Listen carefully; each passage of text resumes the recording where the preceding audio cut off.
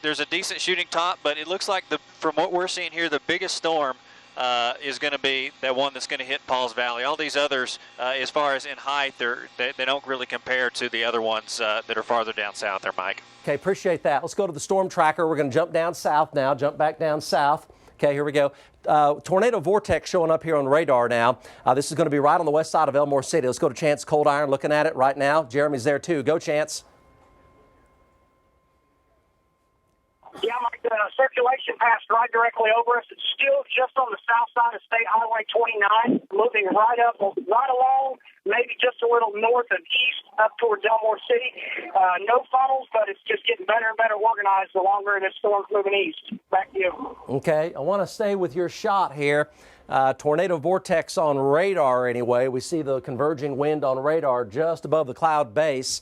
This is going to be right there on the, yeah, it's kind of tightening up right now. It looks like it's a mile due west of Elmore City. Chance, is that what you're seeing right now?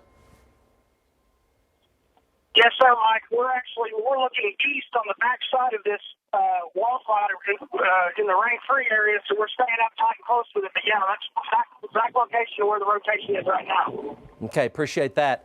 Let's go back over to freelance here on guys. Let's freelance on intensity on max 3. Matt, let's go to intensity on 3. Okay, we got the metro has hailstorms now as well. So let's go back up to the metro here. We're going to check in with Emily and with John Welsh. So these are really going up, folks. These are really going up. Over Newcastle, that's got hail in it. I would say that storm is going past the severe stage right now. Over Newcastle, mid-level rotation continues. Hail size is getting bigger and bigger, and it's right over Newcastle right now. Here's the OU campus. Here's I-35 right here. This is going to be Moore right here. So this is Cleveland County. This is McLean County, and it's heading right into North Norman and Moore, and it has bigger and bigger hail. It is a spinning storm. It is a spinning storm, but right now it's a pretty new storm, so it hasn't developed any significant rotation down near the cloud base at this time. That's important, but hail sizes are definitely coming up rather fast. Let's go up into Oklahoma City. And we need to check in with Emily coming up here real soon. Here's the one in the Oklahoma City area, and that one has weakened near the Village, so that's good. This storm has weakened. That is not a storm right there, but this is a storm here, the Village. So that's weakened, so that's really good. That just has some heavy rain with it right now. Doesn't look like much hail at all. Maybe some peas, that's it. Just tiny, tiny hail. Just southwest of the KFOR studios, the Village area, Nichols Hills, heading up into southeast Edmond, Frontier City area, Oakdale Valley. We'll see if that one goes up or not. Those are not storms right there, okay? There are some further up the line, though. We'll check in with those here momentarily. Let's go back to Bob Moore Chopper before we're back down to Newcastle, and let's check out this storm coming into Moore and Norman. John? Yeah, right there, Mike. You can see that's kind of the base of the storm. It's actually got just a little bit of its act together. It's starting to kind of line out, and it's consolidating. Earlier, there was a couple other storms that were kind of fighting for the energy.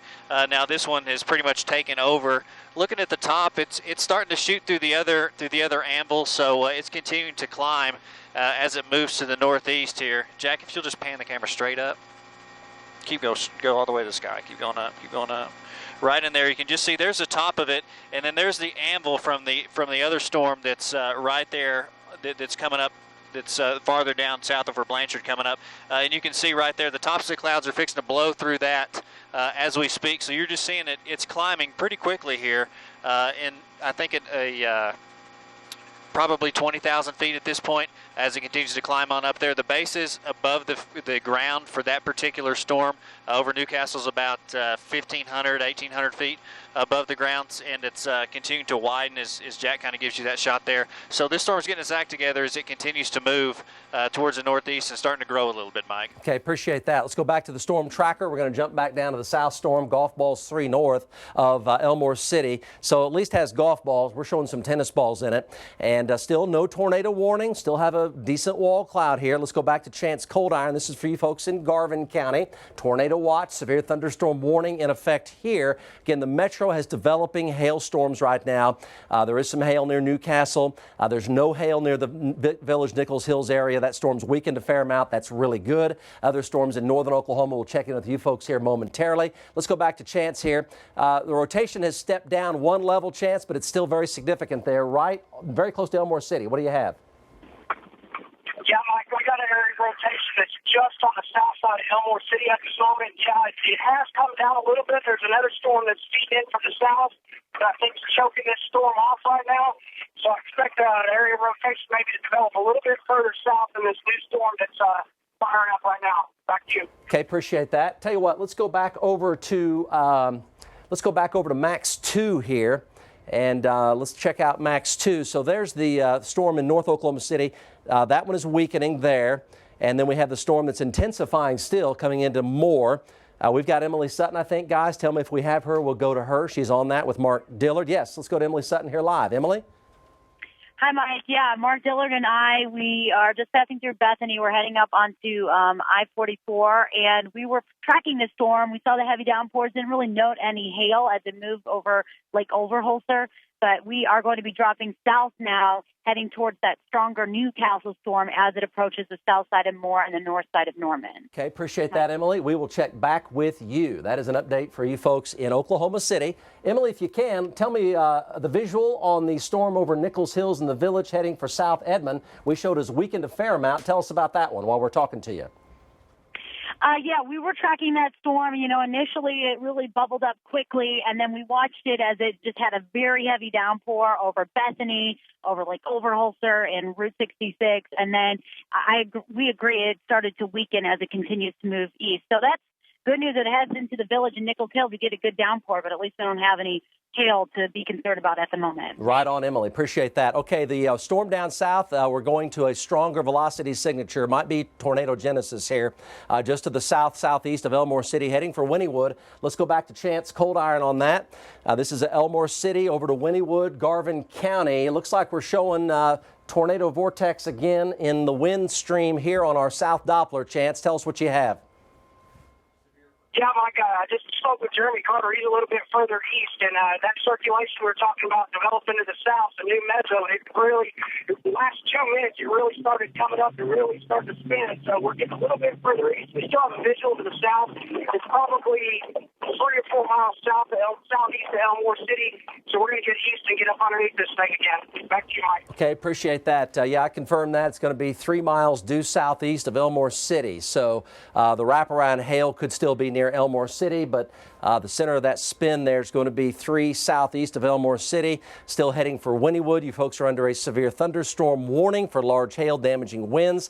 Golf balls have been confirmed in that. Let's go to the storm tracker. Golf balls have been confirmed, and there's a tornado watch in effect. This is a rotating supercell here. So Elmore City, and now the circulation is 3 southeast of Elmore City, heading over toward I-35 and Wynnewood. So the red line, center line is heading for Wynnewood. So we're going to keep very close track of this particular system here. Let's go over to Max 2 and give you an overview of what's going on right now. Storms are going up from north central Oklahoma, right down through Oklahoma City, right down I-35 to west of Pauls Valley and Wynnewood, down to near Ardmore. Severe thunderstorm watch here. Even a few tornadoes are possible in the blue. A tornado watch down south for a little greater likelihood of tornadic activity. Now, we have storms up here with large hail damaging winds, severe thunderstorm warnings, and these are in effect for Alfalfa County, also Garfield County and Grant County, coming out of southeastern Alfalfa and coming out of eastern sections of Major County. So these are mainly hailers, large hail, damaging winds, but there is some mid-level rotation with these from time to time. So Lahoma and just to the south of Helena and to the west of Kremlin, west of Enid, and those are all moving into Garfield and Grant County. Okay, so then we have these storms here. Now there's been an intensification now rather quickly of this storm over coming into Edmond right now. This storm has re-intensified rather quickly. Notice it went down. Now it's coming right back up. So this will be an alert for you folks in Edmond for the potential for some hail. Now, it's not officially severe. We're just looking at the trend second by second. We're just giving you an extra heads up here. Everybody needs an extra heads up on days like this, and that's what right now. So this will be a developing hail for Edmond, okay? Talking about the Kilpatrick Turnpike, Broadway extension up to Edmond. Then we have the storm down south. Let's go to Jeremy Carter. He has a funnel cloud now just southeast of Elmore City. Let's take a look at it. Jeremy? And Mike, we're coming up on the town of Katy. We've got rapid rotation.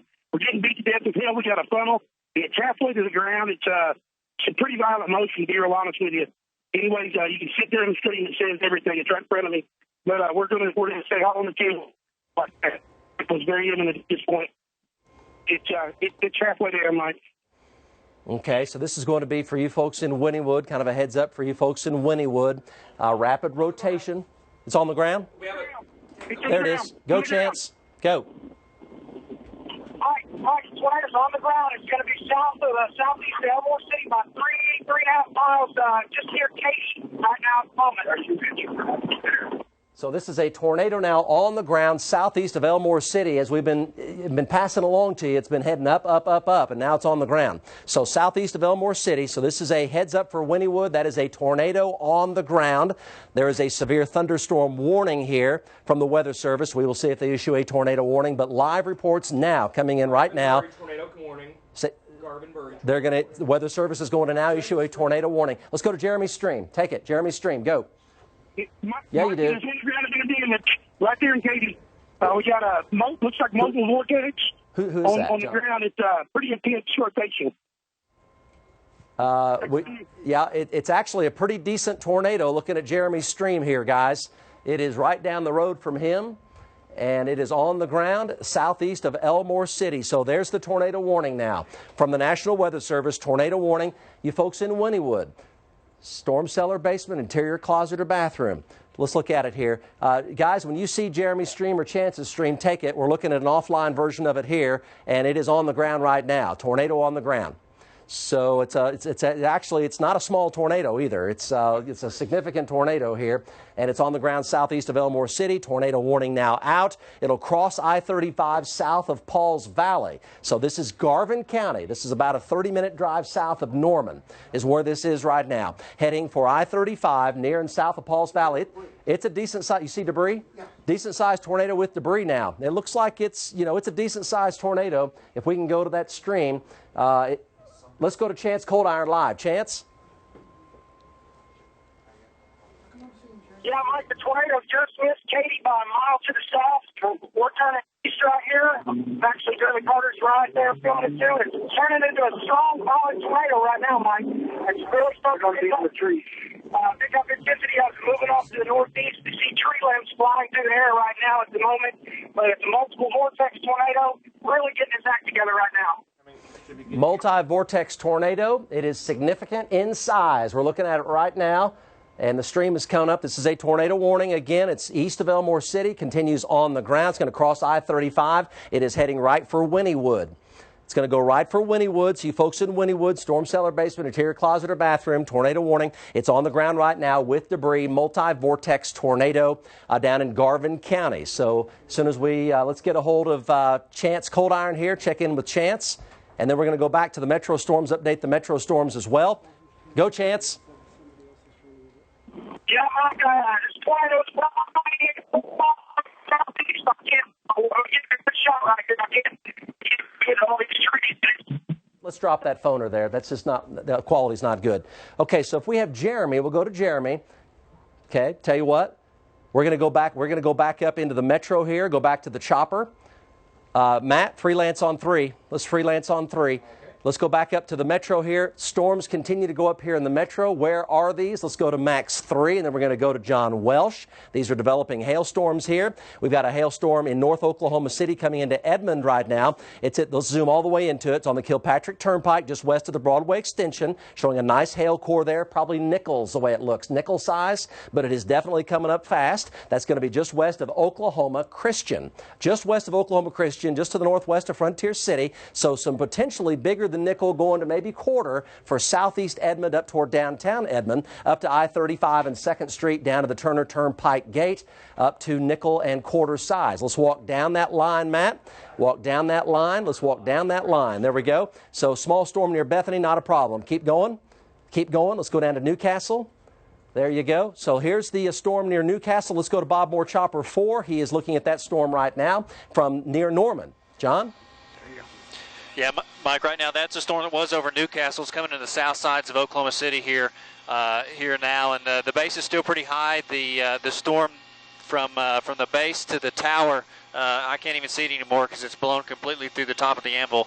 So this storm, structure-wise, it has the probability of producing a lot of hail here. You can see it's starting to rain a little bit. There's another sail that's over down, if Jack will go to your left, there's another sail that's going to be over Norman area, the south sides of Norman, going to be west of I-35. It's raining as well. The tower is not as tall, so the hail won't be as strong in this one. And then as we kind of turn around and look to the south, there's just a big cloud and a big storm that's kind of all congealed together. That was the one that was over Yukon. It's continuing to go to the northeast. Doesn't look to be as severe, but this one that's over the south sides of Oklahoma City now that we had initially talked about, it looks like it could be the one that could start producing some big size hail, Mike. Okay, got that for sure. Let's go ahead and take a look at it. Where is this? So basically what we have here is we have developing hailstorms in the metro. They are rotating storms, and they're going up right over the metro right now. So being able to protect your property from hail, could be getting bigger hail, nickels, dimes, maybe going over to quarters, but things change very, very quickly. They happen very, very fast. And that's what's going on right now in the metro. So you just want to protect your property from hail. Let's go over to Max 3, show you where these are. So this is the hail over Moore right now. There's no severe thunderstorm warning yet. The hail's still under quarter size, but it's getting bigger quickly. So it's going to track right over Moore with developing hail, could be up to a nickel, perhaps going to quarter. And it's just now I-35 there on the south side of Moore currently. Okay, so let's go from that one. This is an update here for the metro. Let's walk on down. New storm going up just south of Norman. Also hail developing with this one between Goldsby and Norman. So it'll be a little shot of hail down Highway 9 here past Lloyd Noble into central and southern and eastern Norman. So let's walk on down here, keep going on down. Storm east of I-35, east of Lexington, not a problem there. Let's walk on down. Tornado warning here, heading for Wynnewood. Tornado continues on the ground here. So let's talk to Chance Cold Iron on this. Tornado warning continues. It is heading for Wynnewood, I-35 south of Pauls Valley. You folks, tornado precautions right now. Tornado continues on the ground. Debris cloud, multi-vortex, pretty good sized tornado. Go, Chance. Hey, Mike, this is a violent multiple vortex, 5, 6, 7, 40. It's just hitting the barn right now, making a home. Control room, let's drop Chance. Let's bring up Jeremy. He's looking at it also. Better connection with Jeremy. Go, Jeremy. I heard large multi-vortex violent tornado with damage is what I think I just heard from Chance. Go, Jeremy. My this tornado is definitely violent at this point. I'm probably half a mile away from it. We got debris, all kinds of things. You can see the molten vortices dancing on the ground. Anyway, it's headed towards I-35. We're going to stay as close as we can. Back to you, Mike. Okay, here's the multi-vortex tornado. Damage to a barn, from what we understand. So this is at least a moderately strength tornado. You know, you could speculate on intensity, but you know, if we want to talk about that, we're talking, you know, F2, F3 type tornado. F2, F3 type tornado. Multi-vortex in structure, meaning more than one vortice in it. So we're talking F2, F3 type tornado right here. This is from Chance and Jeremy. Let's go back to Jeremy again. You're talking damage. We heard damage to a barn. Go, Jeremy. It's been large. There's houses, there's all kinds of structures out here. Scatter trucks, countryside. It's going to be really, really important to people to take shelter. We've got a large stovepipe at this point with vortices wrapping around the tornado itself. Back to you. Weather Center Tracker 4. This thing is digging in the ground right now. Anybody that's along I-35 does not need to head north or south towards Wynnewood. This is a violent tornado at the moment. It's an EF3, a solid EF3 tornado right now. On down there. Let's go to the south Doppler here. Look at where the vortex is. Yeah, we're showing violent motion here in the velocities, so it is heading directly for Wynnewood. Okay, there's Elmore City right there. It developed southeast Elmore City. It's now a little way south of the highway here, but it's heading directly for Wynnewood. So let's go back to Max 2. So showing some violent rotation there on the south dot. So big tornado here, multi-vortex, just south of the highway, east-southeast of Elmore City and west of Wynnewood. This is a serious situation. I-35, south of Pauls Valley and to the north of Davis. This is serious. It may cross I-35, and it is heading directly for Wynnewood. Tornado warning. Large multi-vortex tornado on the ground. There has been damage. Looks like it could be an F2, F3 type tornado. It is sufficiently violent, and it's pretty good size as well. Let's go back to Jeremy Carter here for an update for Garvin County. Tornado warning on the ground. Go, Jeremy. Let's go to Chance Cold Iron. Chance? Mike, this thing is loud. It's roaring. It's a stovepipe tornado. It's just maintained its intensity. It hasn't got any more wider than what it was. It's probably a couple hundred yards wide, but it just keeps on moving to the east and keeps on grinding right now, and it's doing damage. We're seeing trees lofted hundreds of yards in the air at the moment. I got no shot right here. It's kind of stalling out on me just to the south, and it's about 4.5 miles east of Katy. Back here. Okay, it is definitely turning more easterly, so it's going to be Wynnewood southbound now. Let's go to the storm tracker. Cone of danger here, red line, center line. Wynnewood southward toward Joy. Wynnewood southward toward Joy. Wynnewood southward toward Joy. Red line, center line, multi-vortex, large tornado, F2, F3 type tornado, maybe F3. Significant tornado, no doubt about it. There has been damage. It is a significantly large tornado. Let's take the bridge. Let's go to the bridge here. Who do we have here on the bridge? Go, Chance. Hey, Mike, this tornado's going F4 right now. It's a violent tornado, lots and debris, and it is just digging right now. Violent motion at the base, big cone tornado. Textbook circulation right underneath the wall cloud, but it's a violent tornado. It's very slowly tracking off to the east. Okay.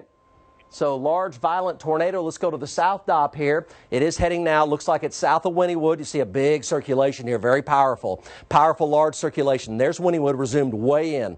So here's I-35, and this is Joy. Here comes the beam around.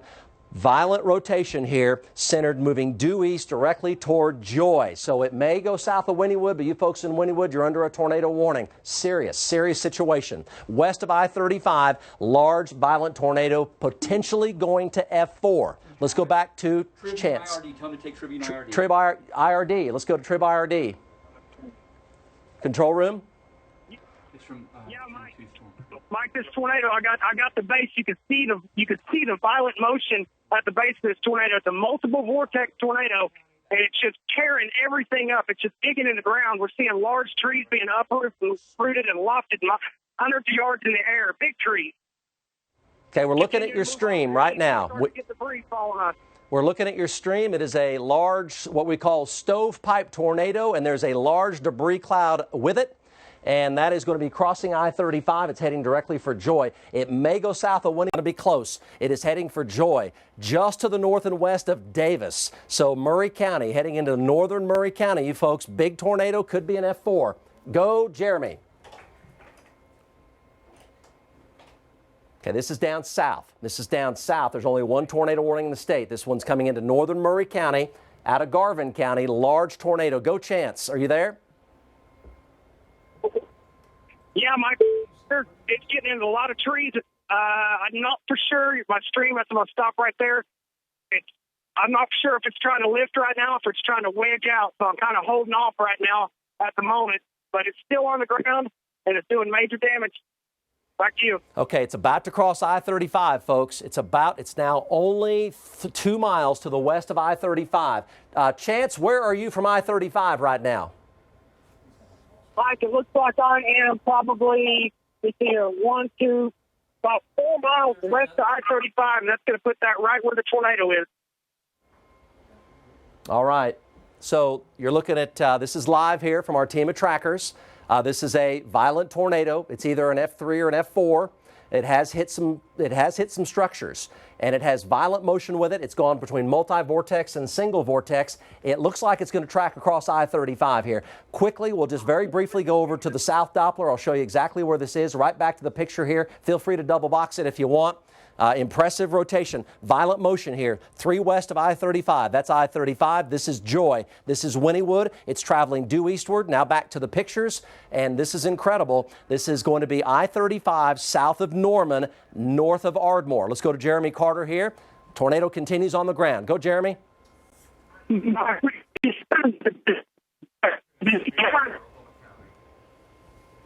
Okay, we've got 2 trackers here on it. And we've got continued severe storms developing in the metro, but no tornadoes in the metro. Folks, this is the same tornado from 2 different angles here. Same tornado, 2 different trackers. We've got Chance and Jeremy on these. So you're looking at the same tornado, 2 different angles of the same tornado coming into northern Murray County, heading for Joy, just north of Davis. And the rotation continues violent on Doppler. Let's go to Chance. This is Garvin County into northern Murray County. Let's go to Chance. Hey, Mike, I've been on Old Mill Road the whole time, and the tornado's been about a quarter to half mile south of it. The tornado's now making a jog north. It's getting ready to cross the road right in front of me, Mike. It's loud. There's a car right there. He needs to back up. Man, this is incredible. It made a jog to the north, and it's right in front of me. It's real loud. We're getting probably 60, 70 mile an hour winds on the backside of this tornado coming through, but it is tearing up stuff. It is a fucking tornado right now. Okay, it's maybe made a slight turn to the north. It is heading directly for Joy. My, look at the motion, folks. This is an F4 tornado. Look at the motion. Holy mackerel. Wow, look at the debris in the air. This is an F4 tornado. There's no doubt about it. As Chance said about 5 minutes ago, he thought it was going to F4. He's right on. That's an F4 tornado. That's violent, violent motion. Go, Chance. Hey, Mike, this is a mean tornado. It's a violent F4 tornado, like you're saying. It's set right in front of us right now, doing damage. You hit another barn or another structure, but it's a mean tornado, and it's tracked north. It's on Old Mill Road right now, just crossing Old Mill Road. That's our only way to get to I-35, so we're going to have to make an alternate route. But I think to just stay away from this tornado. It's a violent tornado. Back to you, Mike. It's now 1.5 miles west of I-35. It is still heading red line, center line for Joy. Joy, 4:30 in 10 minutes from right now. It's heading directly for Joy, south of Wynnewood, 4:30, 10 minutes from right now, red line, center line. It's about to cross I-35 coming up here in the next 2.5 minutes. Violent motion here. Looks to be an F4 tornado. We'll see what kind of EF damage it produces after the fact, but it's hit some structures down there. So it's a damaging tornado already, multi-vortex, violent motion. We continue with some storms in the metro. I'm just going to kind of pass along where those are. We've got some hail in South Edmond right now. Just to the 2nd Street and downtown Edmond, there is some hail there. It's about nickel-sized, almost quarter. There's a little bit of small hail, about nickel size on the east side of Moore, and there's some small hail in far southeast Norman. But for the metro, that's it. This is not the metro area. This is down about a 45-minute drive south of Norman, just on the north side of the Arbuckle Mountains, south of Wynnewood, south of Pauls Valley. Go, Jeremy or Chance. Hey, Mike, we're trying to get around these high lines right now. This tornado heads up onto Old Mill Road. It's doing it on the south of Old Mill Road. Here's some damage right in front of us on the road. I think it's part of maybe a trailer or an old car or something. But it's strictly marked off these trees. So you know what that says? It's an F4 tornado. Like you. Let's go over to, let's go over to Max 3. Double box it if you want. Double box it if you want. Violent motion continues. So here it is in rapid scan. You can see the debris ball. Look at the debris ball. You can clearly see the debris ball of the tornado, and that debris ball is close to a mile wide. So in other words, that's the tornado right there. You see it right there. So as we zoom in, we're talking, there's Wynnewood. So here's Joy, okay? So here's Joy, Oklahoma, right here. There's the debris ball tornado right there. See it? So you do the motion here, and it's heading directly for Joy, all right? We hope it lifts. But you folks enjoy, it could be an F4, and that would be winds getting up there in the 175, 180, 190, 200 mile per hour range. So we're talking big time wind here. So you need to go to the safest spot that you know. I-35 over to Joy. Dangerous tornado here, okay? This is down here just south of Pauls Valley, just barely to the south of Wynnewood. That is the debris ball right there. You see it here live. Let's go back to our team of trackers here with an update, guys. Mark, you scared me. I seen a house. Look at the house.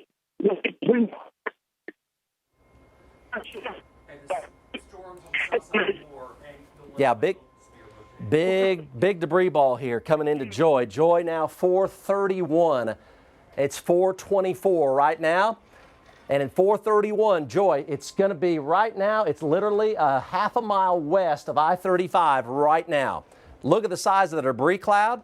Chopper 4 now is arriving on the scene. Chopper 4 is arriving on the scene. Man, look, see, that's a grinder. That is a grinder tornado right there. That's the kind of stuff that just like scours out the ground. So we're talking about a serious tornado here. Look at the size of the debris ball. Look how the debris is being thrown. This is what we saw on radar, all this stuff up here in the sky. Debris is being scoured up from the ground and thrown up around the circulation of the tornado. Easy F4 here. Easy F4 tornado. It's now been on the ground for about 20 minutes. So it's a long track, violent tornado. It's about to cross I-35, heading directly for Joy in 8 minutes from right now. Very dangerous situation for you folks down in Garvin County, heading into northern Murray County. Let's go back to our team of trackers here looking at it live. Go, guys. All right, that ground tornado that you just saw, you guys not. Okay, so severe thunderstorm warning for Oklahoma County for hail. That's going to be up in Edmond, up at 2nd Street and the Broadway Extension. 2nd and the Broadway Extension, all around through there, not too far from the Turner Turnpike Gate. Southeast Edmond, Central Edmond, hailstorm there. Quarter size approaching golf ball. There are no tornadoes in the Oklahoma City metro area. There are only hailstorms up here. There is some hail east of Moore.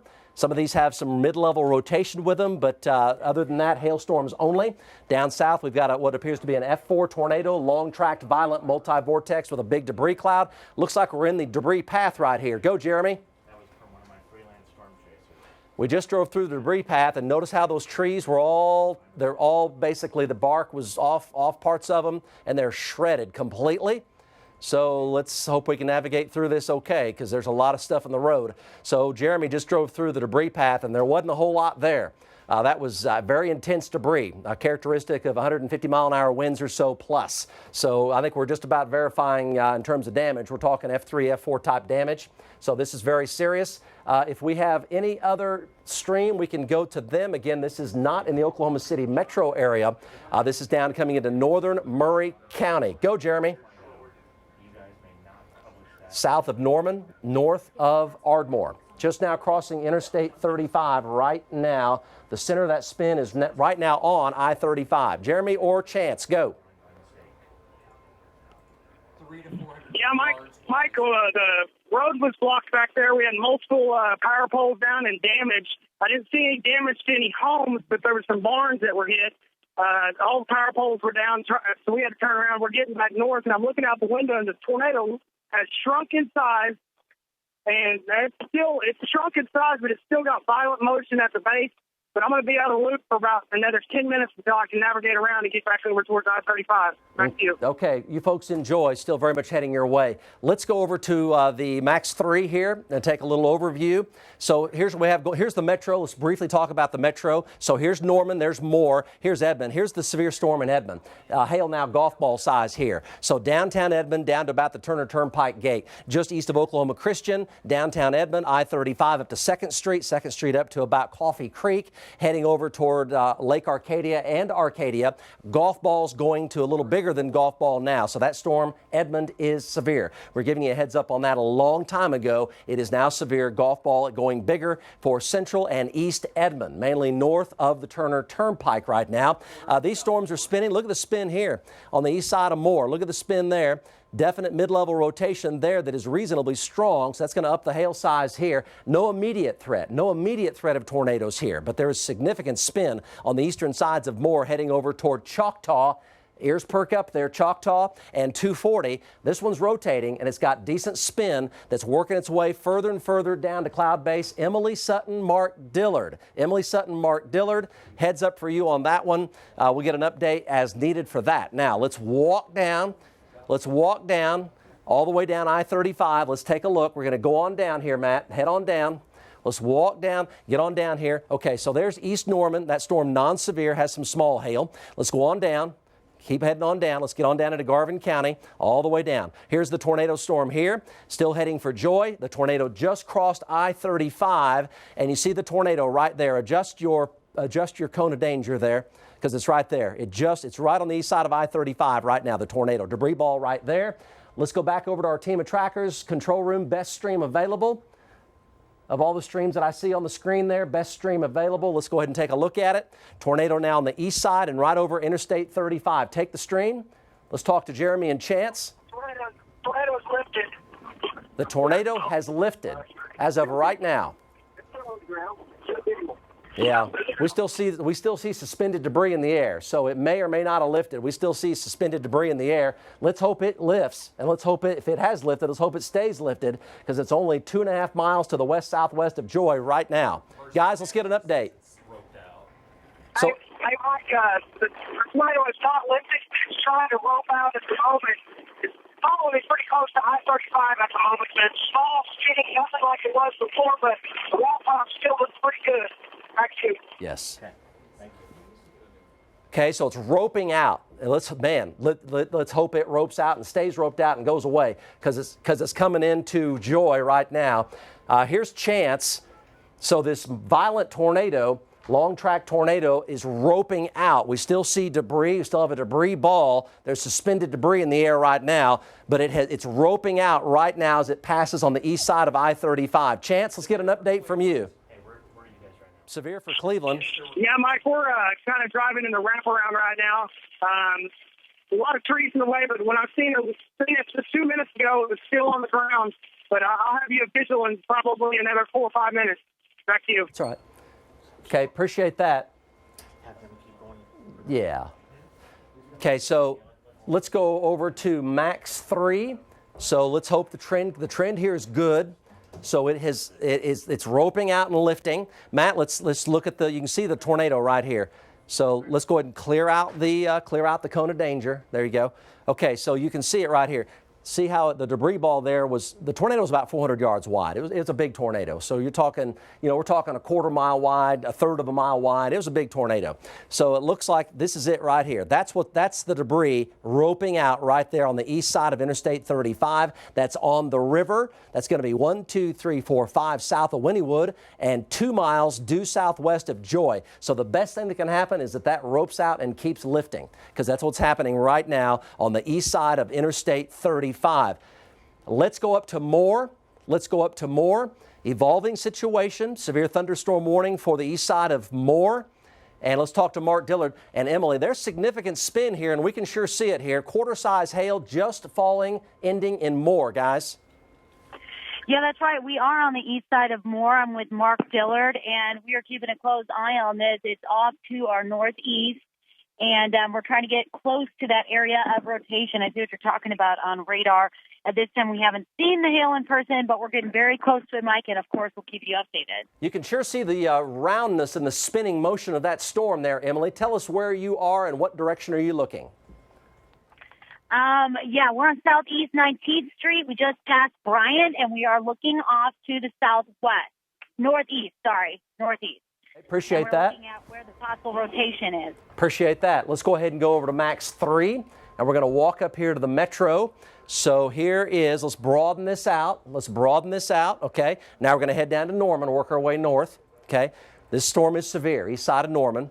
This storm's severe. These are all spinning. So this one has rotation east side of the OU campus. Hail here, nickel size, maybe a couple small quarters. It's moving east. It is severe. Go on north. This one is more significantly severe. It has a little tighter spin, although the spin has spun down in the past minute or two to the northeast of downtown Moore. Where is that heading? That is heading up toward Woods and Choctaw. So still a heads up here. Quarters could be golf balls. 240, talking about Choctaw Road over toward Anderson Road and Triple X Road and Midwest Boulevard. 240, Tinker Diagonal, all in through here. Choctaw Woods, Hara.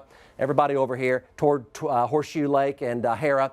Keep a heads up here. Quarters to golf balls with that storm. It is severe, not tornadic. Up to the north, let's check East Edmond right now. And this one has quarters. Looks like a lot of quarters, a lot of nickels with it. A lot of nickels and quarters. Downtown Edmond over to the Turner Gate and right over Lake Arcadia. Right over Lake Arcadia heading for Pops and Arcadia up into northeast Edmond. A lot of nickels here, maybe a couple of quarters. Severe, no tornado warning with this, okay? Let's back further out. Let's back straight out. Let's go ahead and take a look up to the north. More rotators here, but these are all non-severe. Garfield County heading into Noble County, northern Logan County, non-severe here, but spinning storms, some small hail here. Now, further to the north, a little bit stronger up here in Grant County, over into Alfalfa County. Some of these are severe, especially around Nash and Pond Creek. Quarter-size hail with those. No tornado warnings. Let's go back down through the metro. We're going to work our way right back down to the south, and let's head on down south. Let's talk to John Welsh and Bob Moore Chopper 4, because he's coming up on the damage path of the tornado. Down south, let's keep going down south. Again, no tornado threat with these right now. This one, continued tornado warning right over Joy. Huge supercell, had a long-tracked, violent multi-vortex tornado, 400 yards wide, and the tornado may or may not have lifted, but the trend has been more for it to lift, and that's good. So let's go ahead and check with the chopper. Let's check with John Welsh and Bob Moore Chopper 4. John, tell us where you are. What do you see? Yeah, Mike, right now we're just coming up, we're just south of Wayne here, crossing the town of Wayne, actually. And as Jack, spin the camera around the nose, you can see the, when he gets around there, you can see that's, go back to your left. Right there, that's where the long track tornado that we've been watching that Chance and Jeremy were on, that's where it's at right now. And you can see the center of it is heavy rain here. I-35 is pretty much straight off the nose. I can almost see the Pauls Valley Airport, which is going to be on the east side of I-35. We're kind of seeing definitely the tops of this storm are very, very tall. It's got a lot of energy still getting pumped into it. There's a lot of rain that's coming down right there, probably over the I-35 area. We're still showing about 15 miles out, 12 miles out. So we should be there just momentarily to have a little bit better update, Mike. You're going to be on that damage track here very, very soon. It set down 2.5 southeast of Elmore City and traveled east-southeastward to a point 2.5 southwest of Joy. And there's a funnel cloud now just south of Joy right now. So you're going to be coming up on that damage path here very soon. And there have been structures that have been hit. And we think it's winds 150 to 200 miles an hour in that tornado. Let's go briefly to Emily Sutton with an update from East Moore now. Emily? Yeah, hi, Mike. We're at Southeast 149th Street and Sooner Road. And, we're looking off to the south towards that storm east of Norman. And I was seeing a horizontal vortice briefly. So a little mid-level funnel cloud there on the storm coming east out of East Norman. Yeah. Shows you how these storms are all spinning. So Emily, tell us, you're looking at, that's the Norman storm right there. Is that correct? Correct, yes. Because we are located right by the Moore one, and we are looking south. I was just glancing over at that storm over Norman, and I saw the pretty high up, a horizontal vortice. Now it's kind of disappeared. We can see the base of both of them. I'll pan over. It'll be a little delayed. We can see the base of the other one as well, the one that's east of Moore. You can definitely see the feeder band going into it. House destroyed. So I've got a good eye on both of those, Mike, both those areas of concern. Okay, appreciate that. You and Mark Dillard will be tracking those over through Cleveland County. Those will be hailers there, east of Norman, east of Moore. Hailers only, mid-level funnel cloud there on the one on the eastern side of Norman right now. Let's go back down to the southern storm, house destroyed west of I-35. So we can only hope that they were in their safe spot because it was a violent tornadoes that came through. So there is damage here, and the chopper's arriving on that right now. And funnel cloud south side of Joy. Let's go to either Chance or Jeremy right now. Let's go to Chance with an update. Chance, what do you see? Hey, Mike, that tornado lifted across I-35, actually went across about a mile and a half east I-35, lifted. We have a violent rotating wall cloud right now. I think this thing's wanting to put down a wedge tornado. It's lower than it was before, and the whole thing is spinning a lot stronger than it was before. So we're just getting in position. It looks like it's going to be probably a mile to the southeast of Joy at this moment. Okay, this is going to be a heads up for you folks in Sulphur, Hickory, Rolfe, and even Ada. Sulphur, Hickory, Rolfe, and potentially Ada, but more like Sulphur, Hickory, and Rolfe. So violent motion here, and we're showing a large mesocyclone, big mesocyclone spinning really fast. So let's go back to a Chance and get an update on this. So we could have additional tornado genesis heading for storm south side of Norman. Tornado warning, storm south side of Norman? Yes. All right. Let's go. Let's go to max 3. Let's go to max 3. This is going to be a tornado warning for this particular storm right here. Emily is on that with Mark Dillard. This is going to be the eastern sides of Norman. This is going to be a tornado warning, eastern sides of Norman. So let's go to Emily Sutton here and get a live update from Emily. Go, Emily. Hi, Mike. Yeah, we're located on Southeast 149th. We just passed Midwest Boulevard, and we continue to press up to the east. We're actually technically northeast of this storm, but, just moments ago, we were watching that horizontal funnel, obviously, and we're also keeping an eye to the base to the north. But in terms of that storm for Norman, I haven't actually seen any sort of funnel, but definitely see the base, of course, now in tree land, so we're trying it. a closer eye on it. Here, let me try and Okay. get Tell you what, keep heading east with that, Emily. So the Weather Service indicating tornado warning coming out here for east side of Norman. So we'll see as that develops, and we've got 2 storm trackers on this. Now, let's go back down to the Joy storm, which is south of Wynnewood. So let's go over to Max 3 and take a look here, showing indications of a large tornado forming right now. Big mesocyclone, violent rotation. Looks like a wedge-type tornado from radar, huge mesocyclone. So this is going to be heading for Rolfe and Hickory. Rolfe and Hickory, you folks know this has been what we think has been an F4. It has been about 400 yards wide, or about 1/3 of a mile wide or so. And it's back on the ground right now. Let's go to Chance. Dangerous situation here, folks. Dangerous. Go, Chance. Yes, Mike. Condensation has not come all the way to the ground, but we got multiple forces underneath this large rotating wall cloud. It's really rapidly rotating right now. Tornado is going to be, I am a mile and a half east of Joy, so it's probably 2 miles southeast of Joy at the moment. There's a big cone right there. You see the tornado on the ground right now, picking up debris. Back to you. Okay, so this is going to be southeast of Joy, so it's going to be just to the north of Sulphur, but not by much. Sulphur 457, it's 440 right now. Tornado warning till 5:30 for Cleveland County and Pottawatomie County, east of Norman. Tornado warning till 5:30. Tornado warning until 5:30. This is going to be for a storm on the eastern sides of Norman. It is heading for Tecumseh and Shaunee. So let's go over to the chopper here, talk to John Welsh. So John's coming around. He's going to fly over the damage swath here momentarily. John, tell us where you are quickly right now. Yeah, Mike, right now we're just north of Paul's Valley here, and we're showing you another level that is a lowering here. This is on the back side of the storm, going to be west of I-35 by about 1.5 miles. As we've been coming up to there, this portion of the storm has actually started to rotate, and you can see that it's starting to lower again. So I don't know if it's going to try and fall from the backside of the storm, but this is an area we're watching here. It's going to be just south of Paul's Valley, about 2 or 3 miles south of the airport, and about 2 miles west of I-30. Yep. We're going to check back with you, John. Let's keep flying southeast bound. You're going to travel over the damage here momentarily. Now, we have a large, looks like multi-vortex tornado on the ground here. Again, just southeast of Joy. Dangerous situation here.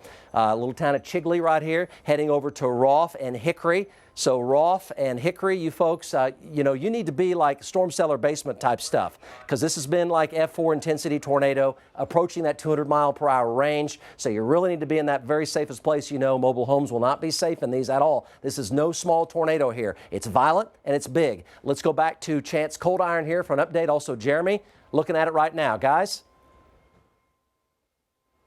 Hey, Mike, just bigger.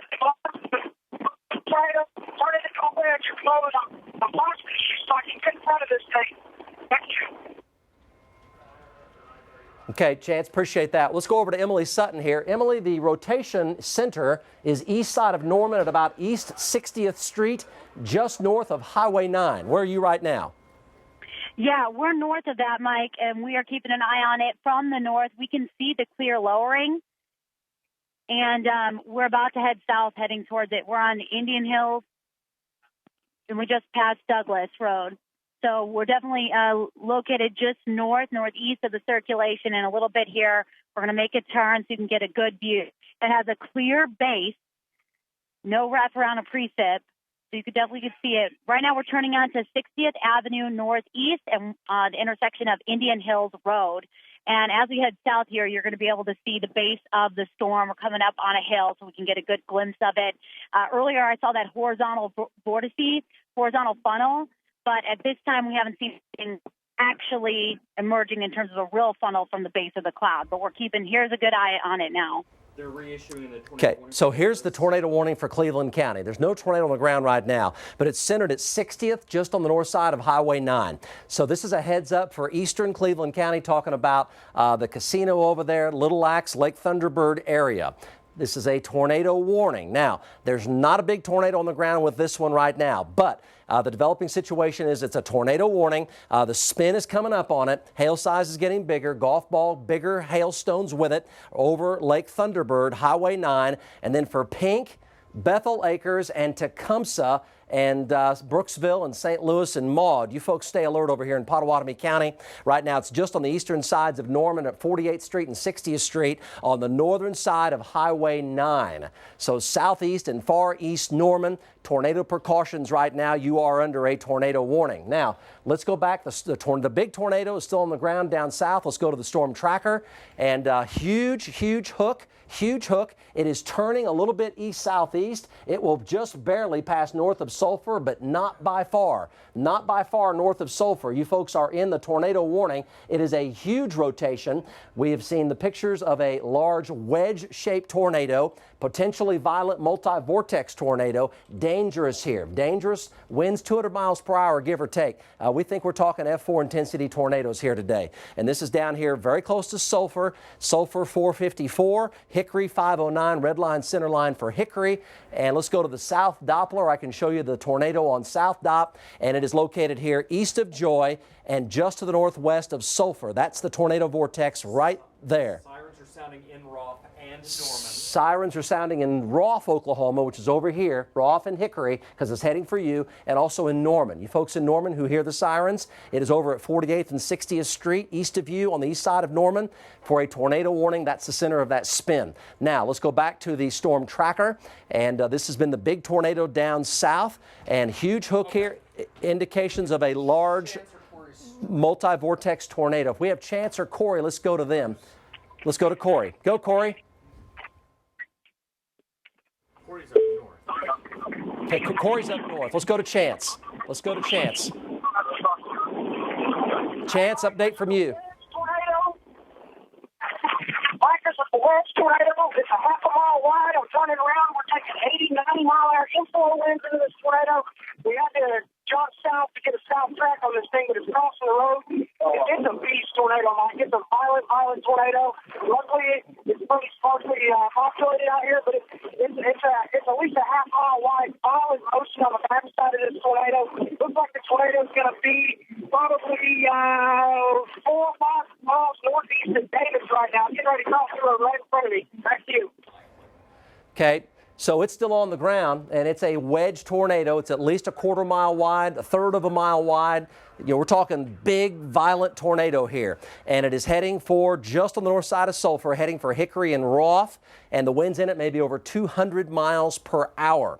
Strong, violent, multi-vortex tornado. Now, let's go to the chopper. The chopper now is down by Wynnewood. He's very close to the damage path. Okay, so he's swinging around the storm. Let's go to Chopper 4 here live. John? And we're looking at the, you can see the edge of the mesocyclone here, right here. Go, John. Yeah, we're over at the town of Katy right now, pretty much shooting back towards the east where that tornado is in there. Come back to your left just a little bit, Jack. But you can see how dark it is in there in the rain. We're still on the back side of it, so we're not able to get any light on it or see it. We should have a little bit better picture as we come around on the south side. We're almost pretty much just straight west of the area of rotation here, Mike. Okay, John, appreciate that. You're going to be flying over the damage path here momentarily. We have had one house has been destroyed just west of I-35.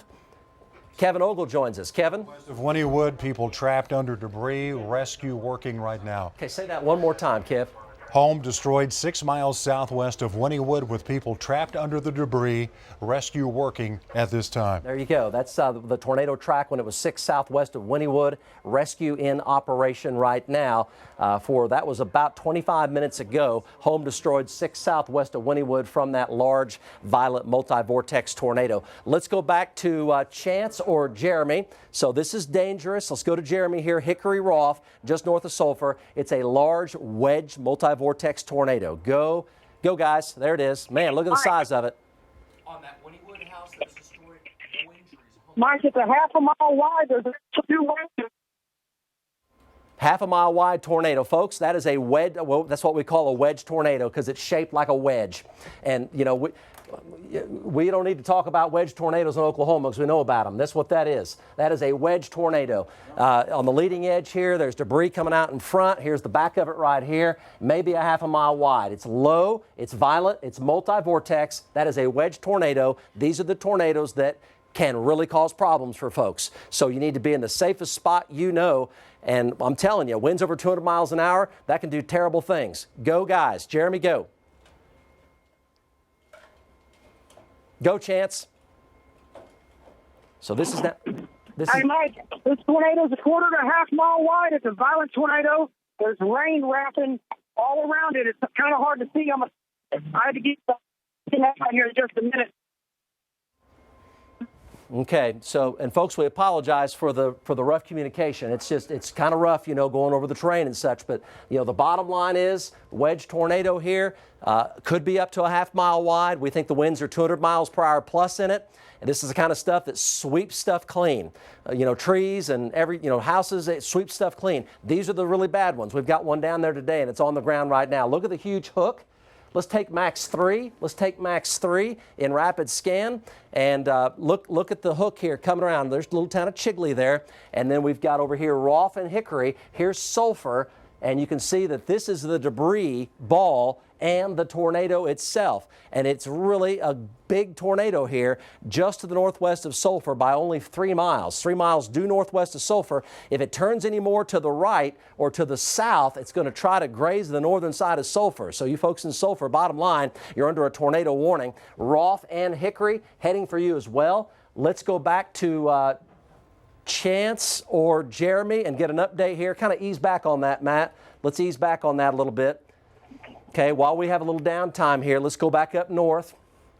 We'll get back with our team of trackers with pictures. Large wedge tornado continues. So rotation here continues to intensify on the east side of Norman. Just north of Highway 9, we've got Emily and Mark on that. Let's go to them right now with an update for the eastern sides of Norman. Guys, what do you have? Tornado warning continues.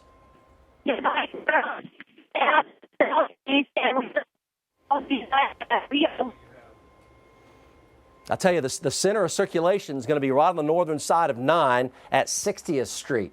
That's where it is right now. The northern side of 9, let's get out of that, go back to the intensity. Northern side of 9 on 60th Street. That's where the rotation is right now. So we're talking about just north of 9, so Lindsay at about east 60th. Hail sizes here are now going to tennis ball size hail, and it's heading over into Pink, Little Axe, and it's right over Thunder. Up to a mile wide. Up to a mile wide? Every bit of it. Every bit of a mile wide down south. This one here, developing tornado, but not on the ground right now. Over Thunderbird, heading for Little Axe, up Highway 9 to Pink, into Pottawatomie County. Tornado warning continues, Cleveland County. Let's back way out, Matt. Let's back out. Back out. Just back out. Okay, now let's go up north here. Okay, so we've got big-time storms north of Mulhall here with hail, but just hail. Going to quarter size. South side of Guthrie, there's some hail there as well. That storm is severe, came out of Edmond. So these are just hailers here. Tornado warning at 60th and Lindsay right now. Let's head on south. Let's go on south, Matt. Head on down south. Okay, look at the huge circulation here. Mile-wide multi-vortex wedge on the ground right now.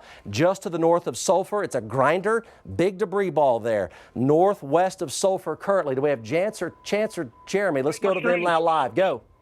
Hey, Mike, look at how large this is. We got a mile-wide tornado on the ground, and this area to the left, on the north side of it, the winds are intense. We're starting to get satellites, and we've been getting beat to death with anywhere from golf balls close to tennis ball size hail. Back to you. Holy mackerel, look at that. Folks, these tornadoes are killers. They really are. I just have to tell you that. You've got to take every precaution with these.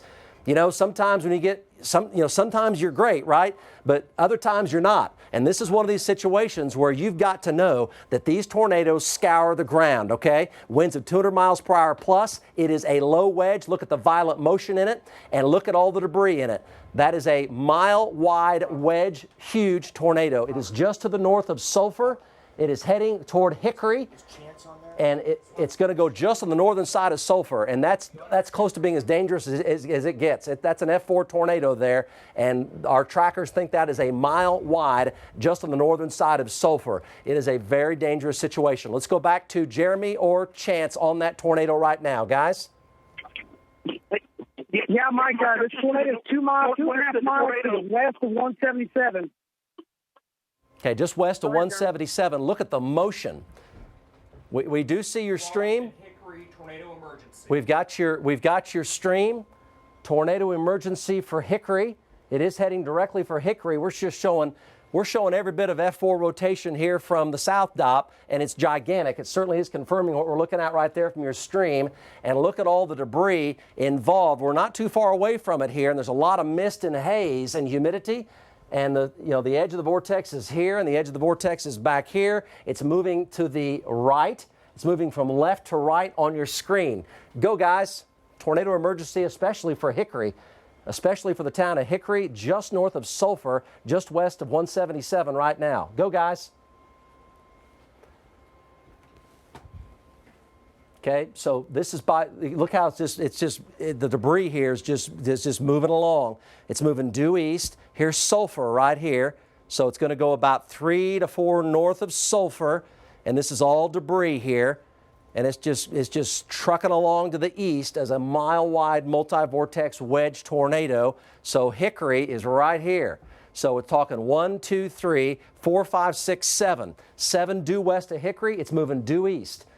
So we're talking about 10 to 12 minutes from right now, 10 minutes from right now. If it doesn't lift, it's going to be very close to or in Hickory. So tornado emergency for Hickory. We're talking 200 mile per hour plus winds, easy F4. So this is exceptionally dangerous. This is Murray County here. It'll head into southern Pontotoc County, south of Ada is where it's going to be heading from there. Let's go to Bob Moore Chopper 4. Nope, okay. So we're going to go back to John Welsh here momentarily. He's swinging around the storm. If we have our trackers here, let's go up to the storm in Norman. Matt, up to the storm in Norman. Let's head on up there. Let's talk about the tornado warning update for Norman. Come on up. There you go, right here. Let's get an update here from Emily Sutton. She's on that with Mark Dillard. Go, Emily.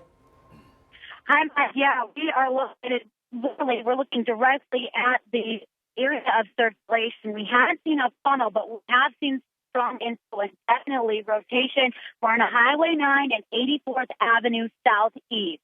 That's where we're located, and we are currently looking off to the northeast. Okay, Emily. We're in the trees right now, but we're keeping a close eye on it, and we can definitely see the rotation. No clear funnel cloud at this time, but it definitely could create one anytime now. We're waiting for it to localize and tighten up. Okay, 72nd Street East, 84th Street East, a mile north of 9. I'm showing a developing tornado vortex on radar. Okay, 84th Street, 72nd Street, 1 mile north of 9. I'm showing a developing tornado vortex on radar just south of the small town of Denver. It's going to go over Lake Thunderbird Dam, but I'm showing a tornado vortex right now 1 mile north of 9, heading for Little Axe, and the dam at Lake Thunderbird from there up to Pink. Tornado precautions, could have a tornado at any time developing. Mark Dillard, Emily Sutton are on that storm. Let's go to Jeremy. Jeremy down south. Update here. Go, Jeremy. Big tornado down here heading for Hickory. Go. This is a tornado emergency for Hickory. Hickory talking about 5:08 p.m. for Hickory. It's due west of Hickory, moving due east. Still showing a developing tornado vortex at 84th, 1 mile north of Highway 9 in East Norman. So that's for Lake Thunderbird Dam. Tornado warning continues. Pink, Little Axe. Let's go to the chopper. If the chopper shot is good, we'll take them. So tornado emergency here. Hickory coming up 5:08, 5:07, 5:08. So we're talking about less than 10 minutes from right now. Multi-vortex, 1 mile wide. Tornado here with a big debris ball on it. Violent motion, winds over 200 miles per hour. Again, very dangerous here for Hickory. The only other tornado warning we have is for far east Norman, way east Norman, talking about 72nd Street East, over toward Lake Thunderbird Dam, and over toward Pink and Little Axe. All the other storms are just hailers right now, and those are the only 2 tornado warnings in the state. We're kind of focusing on the most potentially threatening storms, and the one down here south is certainly very threatening in terms of this large tornado that continues on the ground. Let's go back to either Jeremy or Chance. I think we have a stream there we can go to, and let's take a look. And it continues to truck here to the east. Let's go over to Mike, go. This one is still on the ground. It's probably a mile to the west of 177. I'm trying to get over here. I don't know which roads cross the turnpike, but we're trying to get over here to Turnpike or to Hickory. We're going to post up and watch it come in, but it's still a half mile wide. large, violent tornado on the ground. This is Bummer. Back to you. Okay, so continued tornado emergency for Hickory. So we're talking Hickory here in 10 minutes time from right now. Let's go back to Emily Sutton for an update on the storm in East Norman. Emily. Yeah, Mike, now we're heading north. We're heading pretty much right towards the circulation. I'd say we're about a quarter to half a mile north of Highway 9. And we are trying to keep an eye through the trees. We have been seeing definitely rapid circulation and suspicious scud going up into the clouds. Definitely inflow. The sirens are blaring out here. We're at Lindsay Street and wait for it, on 108th Avenue Southeast. So 108th Avenue Southeast and Lindsay Street. Lindsay and 108th Southeast, exact location of that developing rotation in far East Norman. Again, Lake Thunderbird, Pink and Little Axe still showing tornado vortex forming on radar right now at exactly that location. Let's go to Bob Moore Chopper 4. Take a look at the storm coming up on Hickory with a tornado emergency. It is still on the ground. It is still a large, violent tornado. Go, John Welsh. Yeah, Mike, we're trying to get around here. Right now, we're just on the northeast side of Lake Arbuckle, just south of Sulphur here. We're shooting back towards the northeast a little bit, and we're looking for the funnel cloud in there. As you can see, there's definitely a lot of. We're probably 500 or 600 feet above the ground, and the scud is probably just a couple hundred feet above us, getting pulled in pretty rapidly. There's still a strong level of winds here, and it's still pretty warm, especially with the pockets of sun down here. Looking in there, trying to find the wedge. However, at this particular time, we still haven't been able to find it, Mike. Okay, it's crossing 77 right now. Let's go over 177 right now. It's crossing 177 on the ground right now. Let's go over to Mark Dillard and Emily. This is an update for Norman. Yeah, here we go. This is getting more serious here. Yeah. Go, Emily. Mike, it's definitely tightening up right now in front of our eyes. This is definitely a funnel starting to form. We are literally looking directly at it, and we are located on Lindsay, and we just to the west of 108. And you are looking at it literally right in front of us. It is tightening up quickly, Mike. It could tornado. It's probably going to go across the lake. Okay, this is going to be East Norman, guys. It's going to be just north of Highway 9 as Emily and Mark are on it right now. And it's going to be traveling right over Lake Thunderbird Dam, Pink and Little Axe. That is a tornado warning, tornado precautions. That appears to be a developing tornado right there. It's on the northern side of 9, moving due east. Emily and Mark Dillard are on it. You hear the tornado sirens going. That's Cleveland County. Eastern sides of Norman right now, right along and north of 9 over Lake Thunderbird Dam, Pink and Little Axe. This could be a developing tornado control room. If that changes, we're going to come back to them. In the meantime, let's go over to the chopper and let's look at John Welsh and head down to the other tornado warned storm. And John is on it here looking at this is right where the tornado is. It's very low. It's still very large. It's still on the ground. Still has a debris ball with it. Still violent motion. John, our trackers are tracking it. You're right there coming up on the scene. What do you see right now? Yeah, Mike, it's really hard to see from this particular point. What we do see is a definite big wall cloud right here, and there's a good shelf on it. It's pretty low. We're seeing a lot of inflow in it here. We're seeing a lot of the wind, we're kind of in the wind shift area right here where we're getting a little bit of a tailwind with the being pulled out of this. Okay, John, appreciate that. Let's go back down and take a look at it from the ground perspective with Chance Cold Iron. Chance, still on the ground, still a violent tornado. What do you have?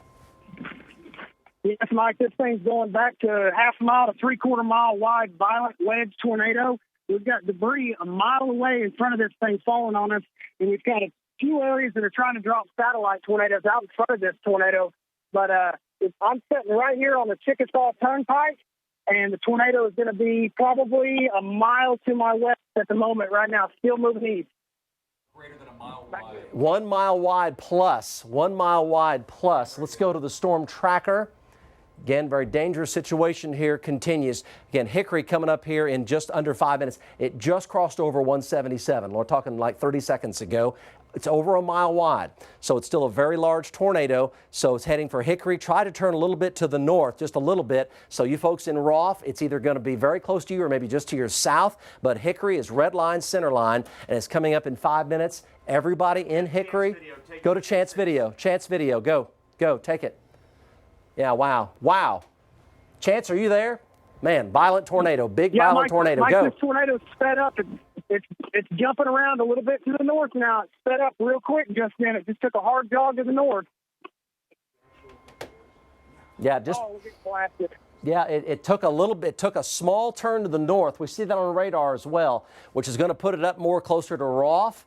So it's either going to go over Hickory or maybe on the northern side of Hickory. We're kind of threading a needle there, which we simply cannot do because these wobble back and forth, but it's taken a little more turn to the north, which will put the red line, center line directly between Hickory and Rolfe. And of course, if it's got to stay on the ground, we want it to hit as little as possible, that's for sure. So, but certainly tornado emergency for Hickory and tornado emergency for Rolfe. And you folks need to be in the safest spot you know. And the tornado is right there. That's all debris. All that is debris. Every bit of that's debris. The hook is filled in with debris. So it's going to be just to the north of due west of Hickory, and it could try to lift up toward Rolfe. That's all debris right there. Mile wide plus multi-vortex violent tornado, F4 type tornado. Winds 200 miles per hour, give or take. And it's going to be heading into Pontotoc County here, south of Ada. Now, do we have Chance? We can go to Chance. Let's talk to him again, and if we get his stream, go Chance.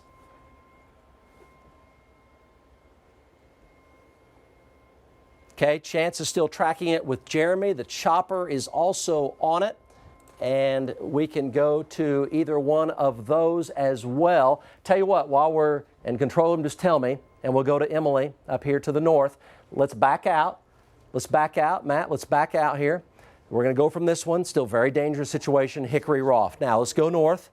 Let's go north, okay? Tornado warning here. You can see the hook. Now let's back out a little bit, okay? That's all not real. That's related to a Doppler radar, what it's doing. So we've got other storms here, which are generally near severe to under severe. Some are severe, some are not. Only hail up here right now. Let's zoom on in to Highway 9.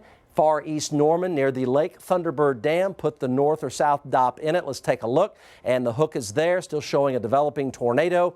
Very close to the dam right now at Lake Thunderbird and Little Axe. Let's go to Emily Sutton live. Yeah, Mike, right now we're coming on 120th Avenue Southeast. We're on Highway 9 heading east, tracking it as it heads towards State. We have a small developing lowering right now. Earlier, you saw it's a little bit of a lowering happening over the lake right now. It's hard to see through the trees, Mike, and we're heading east, so I'm trying to pan back. But we are definitely tracking what easily could drop a tornado because earlier that funnel, it was starting to happen, and then all of a sudden we felt a rush of cold air, and it was no longer tightened up like it was earlier. But I think it's beginning to recycle again, and it could drop a tornado over Lake Thunderbird, Mike. Okay, appreciate that. That's an update for you folks in eastern Cleveland County, east of Norman. Funnel cloud is temporarily dissipated. There's still a tornado warning in effect. No tornado on the ground in Cleveland County, at least not at this very second in time. Now, let's go back to Max 2, and here's the storm in eastern Cleveland County, east of Norman. Let's back out now. Let's kind of back out of this view here. And we're going to take a look as we head on down further to the south. We're going to go back down to the big tornado that is now approaching Hickory. There has been some damage been reported on the western side of Hickory. Let's go to Max 3. Let's go to Max 3, take a look. So the debris ball continues, still large tornado right there. That's all debris, and it's going to be just on the west-northwest side of Hickory, and now 4 to 5 west-southwest of Rolfe. So, maybe it'll thread the needle and go in between both locations. That'd be great. But we don't know that for sure. So you'll want to be in that safest spot and you need to know the winds in this are 200 miles per hour plus. It has scoured the ground in some locations, including complete destruction of some things in its path, and it's been over a mile wide. Let's go back to Chance or Jeremy with an update, guys. Who's that?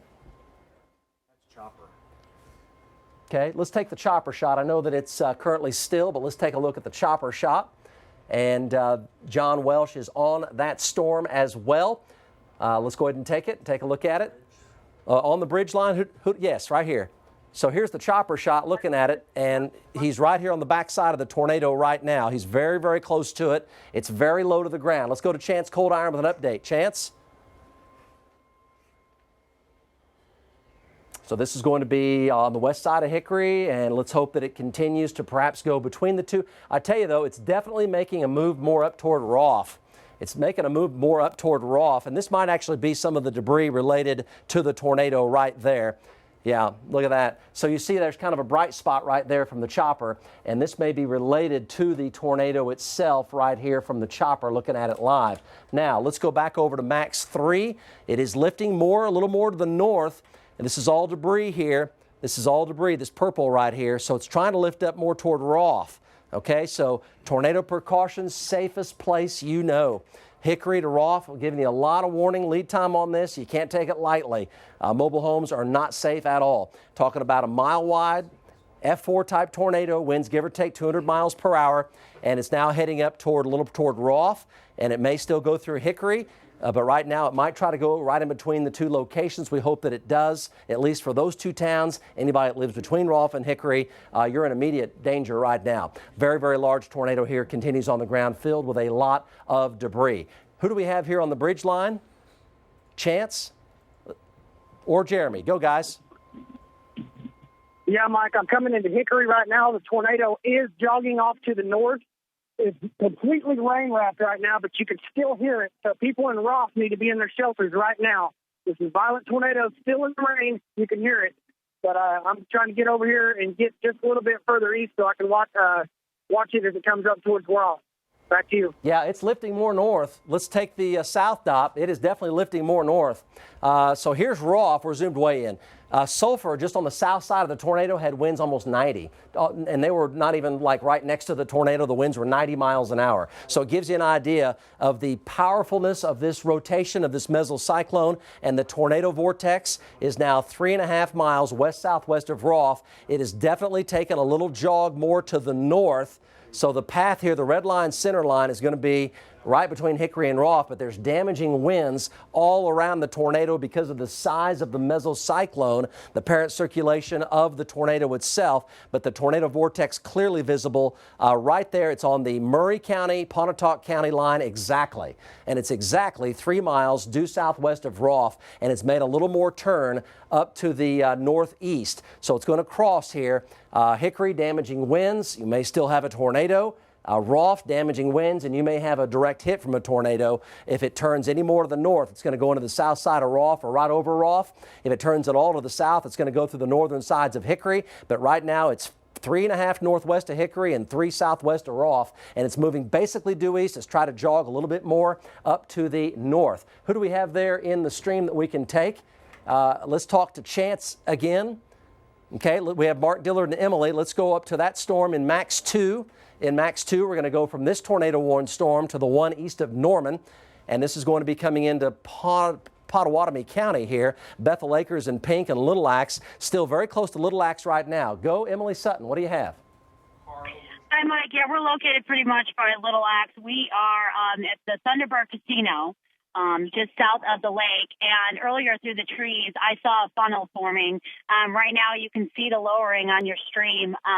It has a rather broad circulation, but we've been watching it recycle. And we're at Little Axe School right now. That's where we're located, right across from Thunderbird Casino.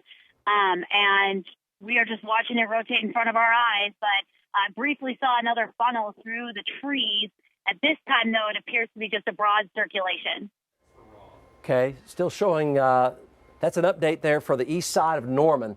That's from Emily and Mark Dillard. So no tornado on the ground. So that's good news for the Pink Little Axe area, Highway 9, Lake Thunderbird. So we've got trackers on the one in Cleveland County. Had a funnel cloud a while ago, but no tornado right now. Tornado warning, though, does continue for Cleveland County heading into western Pottawatomie County, eventually talking about Tecumseh and Shaunee and Bethel Acres and Twin Lakes. So big hail here, golf ball to tennis ball. Rotation now is on the northern side or right over Little Axe over there east of Norman, so it's basically traveling down Highway 9. So Highway 9 over here, Shaunee. Here's Tecumseh right here. So heads up for you guys. It is heading your way. Let's go back over to Max 3.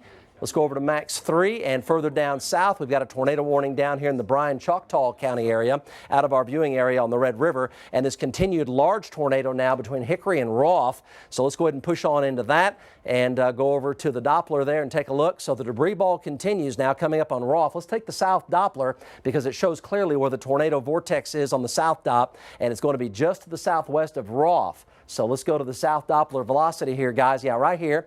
So this is about a 140 mile per hour wind shear, and it's now 2 miles, exactly 2 miles southwest of Roth. But the tornado itself has been up to about a mile wide, and the distance between Hickory and Roth is 4 miles. So it's going to be threading a needle in between the two locations, but it's right there on the Pontotoc-Murray County line with about 140 mile an hour wind shear, or 70 in each direction, basically, just to the northwest of Hickory and just to the southwest of Roth. So it's moving due eastward, basically, right down the Murray-Pontotoc County line, and the tornado is still very much evident right there looking at the wind field. Roth hit on is what he's describing. Yep. So who's that? Jeremy. Jeremy? Let's go to Jeremy. Take Max 3, guys. Take Max 3. Let's go to Jeremy. Go, Jeremy. Yes, Jeremy's here. Hey, Mike, I got set off from the storm. There was houses, Mike, absolutely this tornado was home. On the ground, South Dam, Lake Thunderbird. Okay. Possible tornado on the ground near the South Dam at Lake Thunderbird, okay? So heads up for Emily and Mark Dillard. Getting one report here of a touchdown at Lake Thunderbird Dam. We've been talking about that. Let's go over to the South Dop again. So we're going to go up and talk to Emily here momentarily. The tornado vortex very clearly visible right here. It's right here. So again, it's on the southern sides of Roth, and it's very close to Roth here. It's now less than a mile. The middle of it is less than a mile south of town, all right? So if it doesn't lift, we can assume there's going to be some damage in through here if it doesn't lift, because it's still on the ground, and there's likely damaging wind in Roth right now because the vortex is just about a mile due southwest and south-southwest of Roth, but it's a big tornado right now. Big tornado here. So that is Roth. You folks should have been in your safe spot. Maybe the TV or radio is up, but you need to be in the safest place you know. It's had winds 200 miles per hour plus, still showing strong indications there. Now in the southern sides of Roth is the center of that vortex right now. Let's take Max 2, and we'll put that all in motion there. And that's the Little Axe storm there. Yeah. So it's right there. There it is, right there, just to the northeast of Little Axe. Let's go back to Max 3. Let's go to Max 3 here. So Roth, tornado emergency continues. Let's go to Chance and his stream and take a look at it. So it's coming into Roth right now. Chance's stream, go. Go for it, control room. Chance's stream. Okay, so here we go. Is Chance on the bridge line? Chance? Yeah, Mike, we're getting ready to get into some heavy RFD right here. I have zero visibility. The tornado is probably close to Roth, or if it's not, I mean, it may go right over Roth right now. I'm 3 miles south of Roth on Highway 1, and I got debris falling on me right now.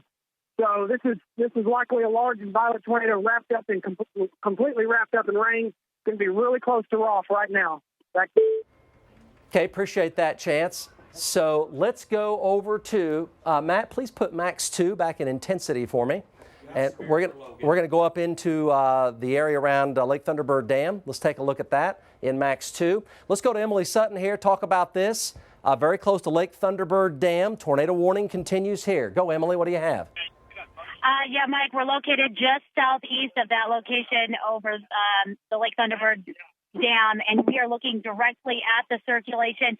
Still no funnel at this time, but I will say compared to our last look at it, it's definitely getting more organized. And there's rapid inflow into the storm.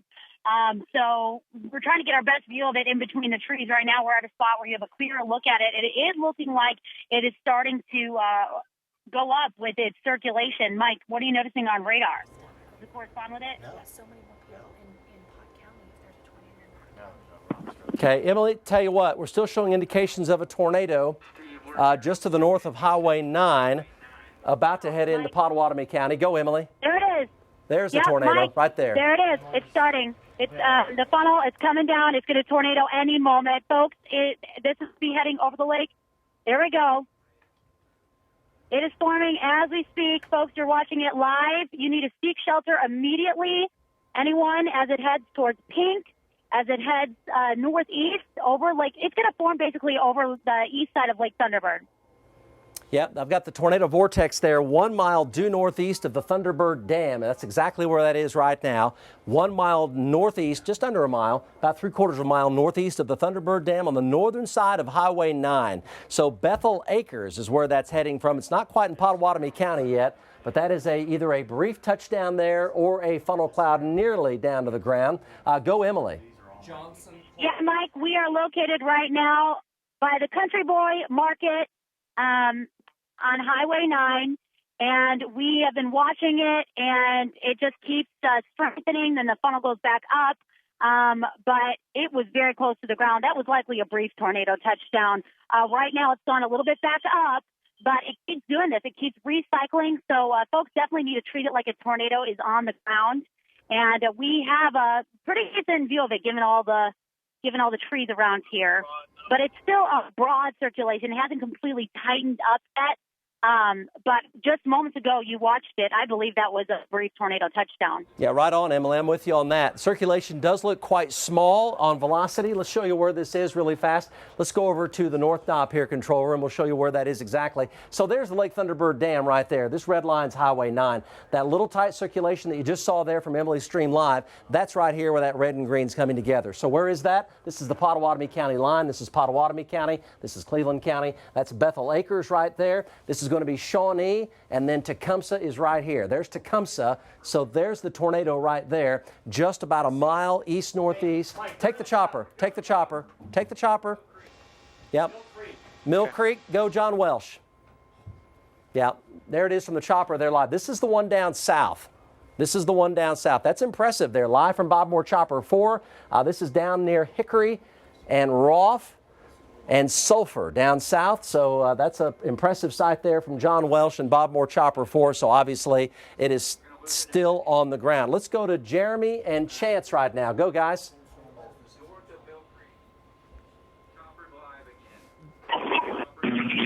Yeah, we're heading north on Highway 1. I still have no visual of the tornado. I got a big bowl right here that's just to my north. I don't know if the tornado has lifted, but we were taking 80, 90 mile an hour RFD winds and had to kind of back out. I'm not sure if this thing might just be right here in front of me right now, but we haven't crossed the damage pass yet, and we're exactly a mile south of Roth. So I'm scooting closer to see what's going on right here underneath this bowl. Back to you. Okay, now what I think's happening here is I think this is a second tornado in a different area altogether. Let's go ahead and go to the storm tracker. So we're diagnosing this live here on the fly. So this is looking east out of Mill Creek. So this is going to be the storm over here in near Wapanucka, northeast of Reagan. Large tornadoes on Highway 1, just crossing. Okay, Highway 1, location on that, confirmed large tornado. So we're looking at this storm here from the chopper, and the continued large tornado now continues near Roth in southern Pontotoc County. So there are two areas here that both have tornadoes on the ground. Let's go back to the chopper. Okay, here's Chance right here. So this is the large low tornado here, and it's still on the ground. Go, Chance. Brief spin up. Yeah, Mike, I'm not sure if this is the first tornado or the second tornado. It's on the very back of the storm. It's probably just on the south side of Roth. It spun up real quick, and I don't have condensation all the way to the ground, but the strong as the RFD is and heavy the rain is, I'd say the tornado's still on the south side of Roth. Okay, okay, that's an update from Chance for the Roth tornado. Okay, so we've got two tornadoes here simultaneously, two different storms. All right, chopper here, John, I hear you. And then here's the wedge tornado back here in Roth right here. This one is to the southeast of that big tornado. This one is looking east out of Mill Creek. Go, John Welsh. Yeah, Mike, you can see that's the bottom of it. This is actually a pretty high-based tornado. We get around this scud cloud. We'll come back around and give you a little bit better shot. But this. That's amazing. The vertical motion in this in the one east of Mill Creek here was really climbing very fast. There's a lot of energy in the upward motion. Man, that's incredible. Look at that. That's amazing. Go, John Welsh. Confirmed tornado is located near Pink in the warning text. Okay, that tornado right there is going to be south of Connorville and east of Mill Creek and northwest of Wapanucka in northern Johnston County. is where that is, to the southeast of Roth. Incredible video from Bob Moore Chopper 4. Focus a little bit. Yeah, Mike, like you said, that's going to be just west of Connorville, northeast of Mill Creek. Is kind of where we're shooting, southwest of Pontotoc here. And the good thing for this particular tornado, there's not very much out here, but a very high base storm. Obviously, it's not very strong. This is on the backside of that cell that we've been. What took us so long to get around to the. So where is this? Okay, let's just take a look at the tracker. So still a large tornado here near Roth. We can hope and pray nobody in Roth is injured. They're all in their safe spot because it's right on the southeast and south side of Roth. This one is a separate storm to the southeast of the wedge tornado, higher based here, but has a lot of spin and a lot of vertical motion to it. So this tornado's got some strength as well. It's down here northeast of Mill Creek near Connorville in northern Johnston County, heading up into Cole County right here. Go John Welsh. Amazing video from Bob Moore Chopper 4. Yeah, Mike, it is losing its intensity a little bit. And this is what it did earlier. It was a pretty decent sized wedge, or a pretty decent sized funnel earlier. Then it lightened up, roped out, and then it came back down. So there's still a lot of spin in here. The mesocyclone ahead of it is actually spinning. We have just a large area, large scud. You're doing a great job, John. John's quite a ways away here from the KFOR studios, so his signal's intermittent because he's down. He's a lot closer to Lake Texoma and Ardmore than he is Oklahoma City. Look at it roping out right before our eyes. Go John Welsh. Yeah, Mike, it's roping out. Now there's another area that we're going to watch. Jack, if you'll just bring the camera to the right as that ropes out there. This lowering scud cloud right here is continuing to rotate. It's continuing to get lower. So we're going to continue to watch this area. We've got about 20 more minutes of gas on board before we're going to have to go to Pauls Valley. But there's definitely just still a lot of spin in the atmosphere, and this is going to be south of the other storm. This particular storm is actually looking at radar, and just from here visually, it's growing in intensity, Mike. Okay, John, appreciate that. Let's go to Max 2, Emily Sutton. Let's go to Max 2, Emily Sutton. So here's the storm coming into Pottawatomie County now, near Pink. Let's get an update here from Mark Dillard and Emily. Go, guys. Hi, Mike. We are still on top of the storm right now. We're on Highway 9, and we are located just northwest of the town of Pink. We are looking at it, but I got to tell you, Mike, that now it's blowing out cold air. Wondering if this storm started to blow itself out a little bit. But we're still watching the rotation and definitely inflow and scud going into it. Still a very broad circulation, but it's definitely now blowing out some cold air. Okay, Emily, appreciate that. So what we have here, Emily reporting here with Mark Dillard. This is coming into Pottawatomie County. Let's go over to Max 2. Where is this? We've had perhaps a couple little brief touchdowns here. The rotation with this is not very big. Looking at it here from Doppler radar and from our team of trackers here underneath it, the rotation right now it's reasonably strong, but it's not very big. So it's putting down these little like needle funnel clouds with occasional little brief bounce touchdowns, and that's what's been happening. And it keeps trucking to the east-northeast near and north of Highway 9, and it's very close to Pink right now. So could it produce more tornadoes? Yes, it could. And this is in the southeast side of the Oklahoma City metro area.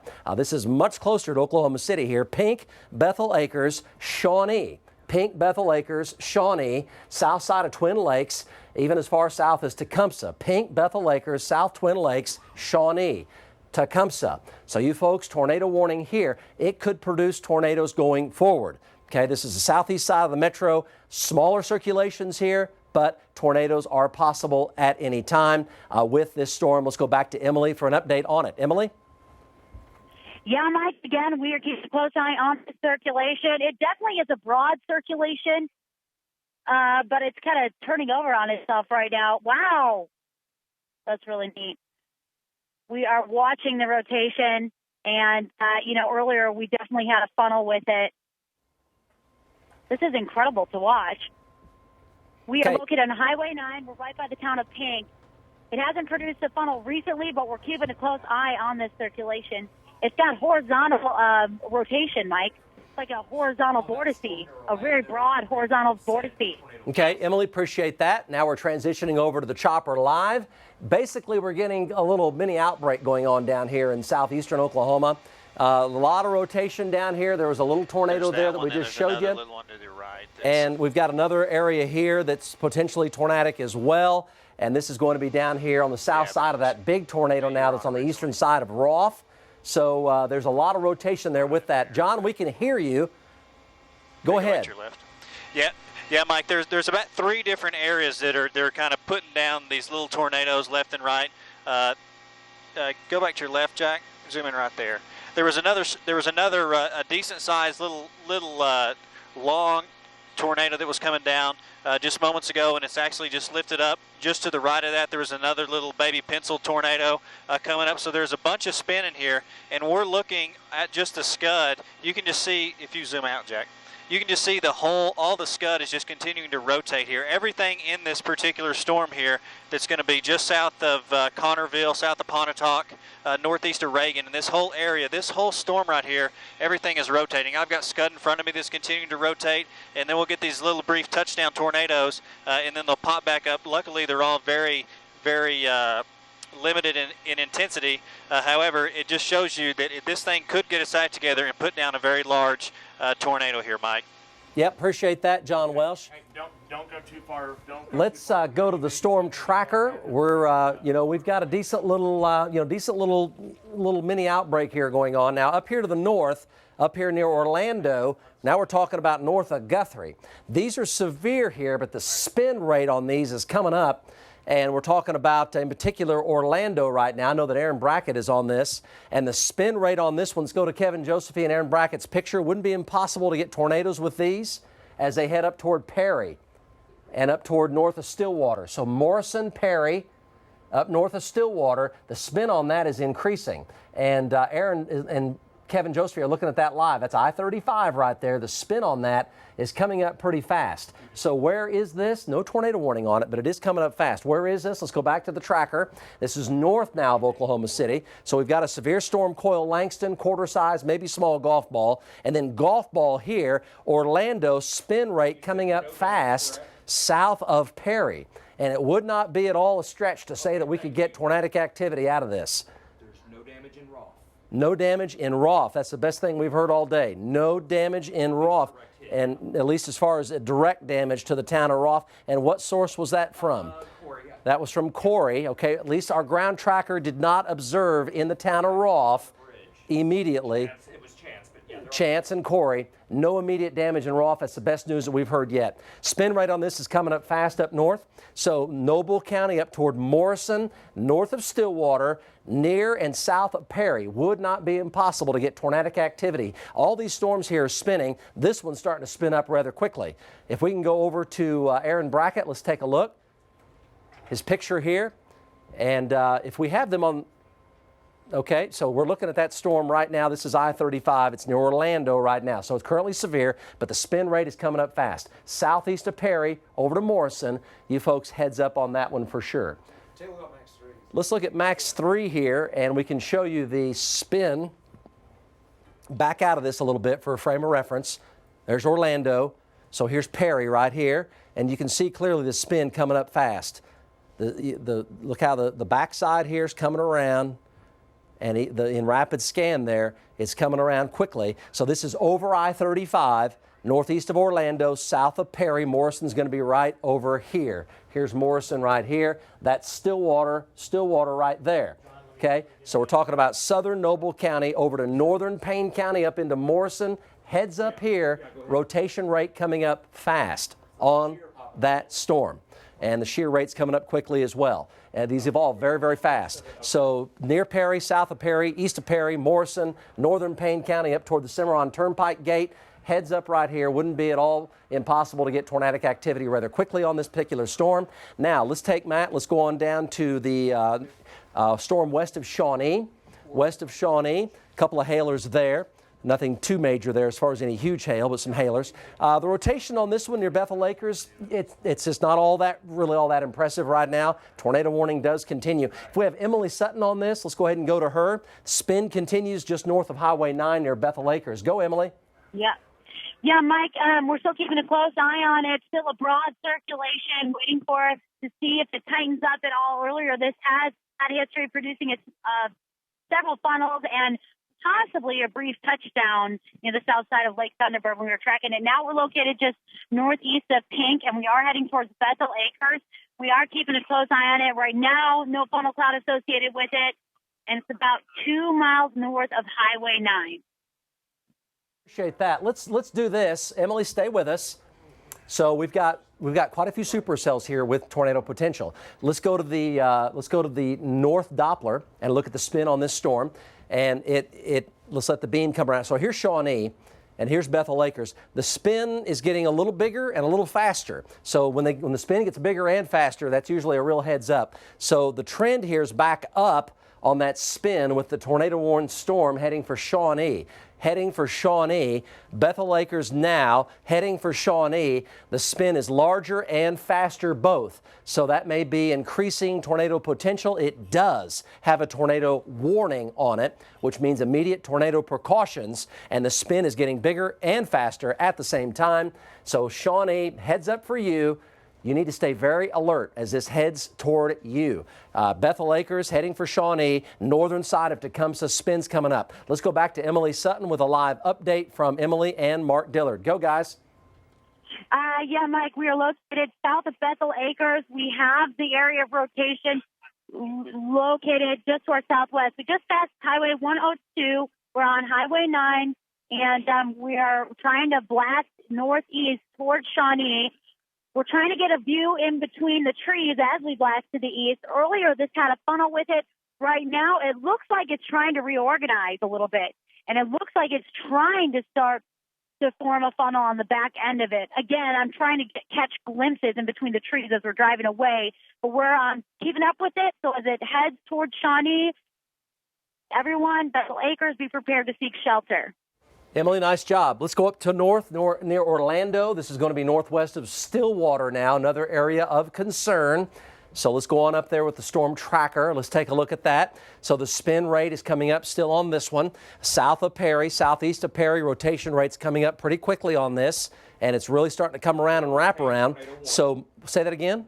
There it is, tornado warning right there. Let's go to Aaron Brackett now live. Aaron, tornado warning now for south of Perry, east of Perry toward Morrison. What do you have?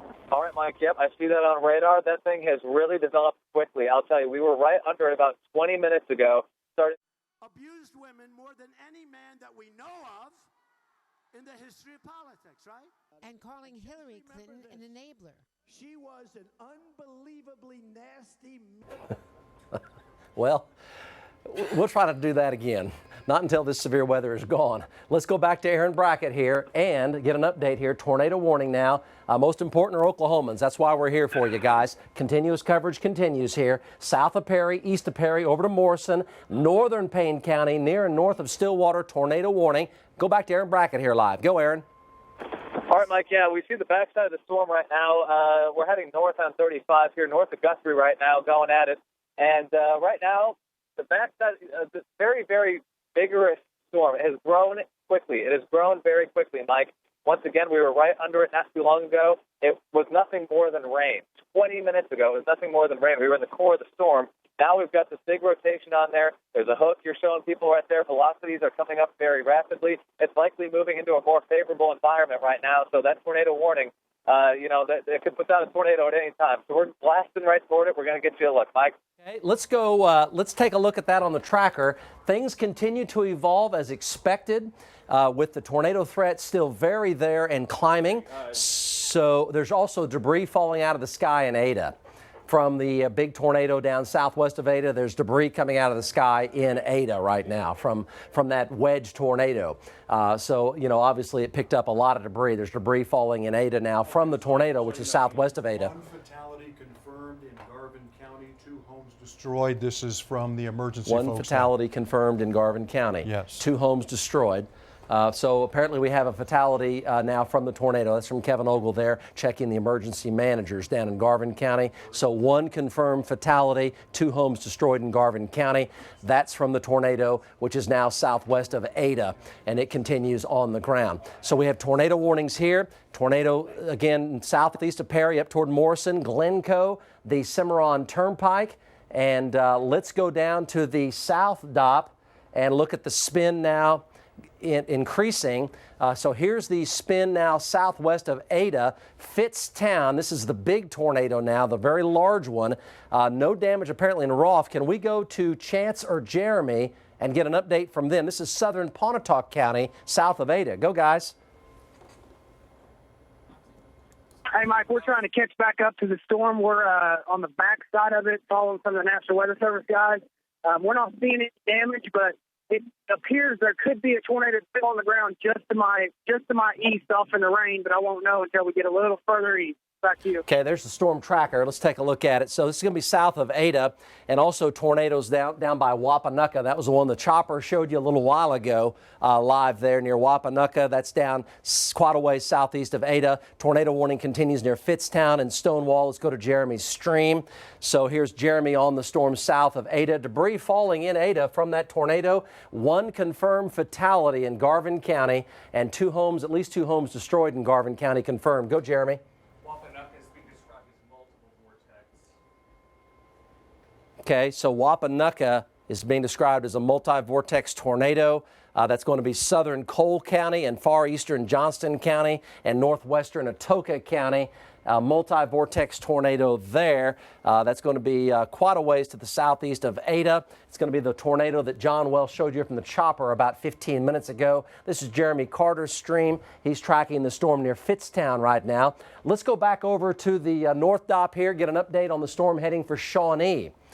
With a tornado warning here. So now the circulation is on the south side of Bethel Acres. The spin, it's not crazy spin, it's moderate spin, but it's fairly large. Not crazy spin, but it continues to spin, and it is heading for Shaunee. Emily Sutton, Mark Dillard are there looking at it. Guys, what do you have? Yeah, Mike, we continue to head east on Highway 9. We're about to pass Gaddy Road. We already passed Bethel Road, and we are heading towards Shaunee as we're tracking it. We had a really good glimpse of it earlier. Definitely is a well-defined wall cloud, but at this time we are not seeing any indications of a funnel cloud. However, we've been watching it ramp up and then go back down, so we're going to continue to keep a close eye on it. Again, we are seeing the base of it. We're definitely seeing a defined wall cloud, but still a broader circulation. Still, I would urge folks in the path of it, specifically Shaunee, you need to be ready to seek shelter in case it does produce a funnel or a tornado. Mike? Back to Max 3 here. Let's go to Max 3. That's from Emily Sutton. Update for you folks coming into Shaunee. So here's Oklahoma City right here. So we have the tornado warned storm. Let's zoom on into this and take a close look. This is the one that Emily and Mark Dillard are on. You still see a hook there. Not crazy rotation. However, it does have a tornado warning on it, and it is heading right into Shaunee. So you folks in Shaunee, tornado precautions right now. Interior closet or bathroom, storm cellar, basement would be good.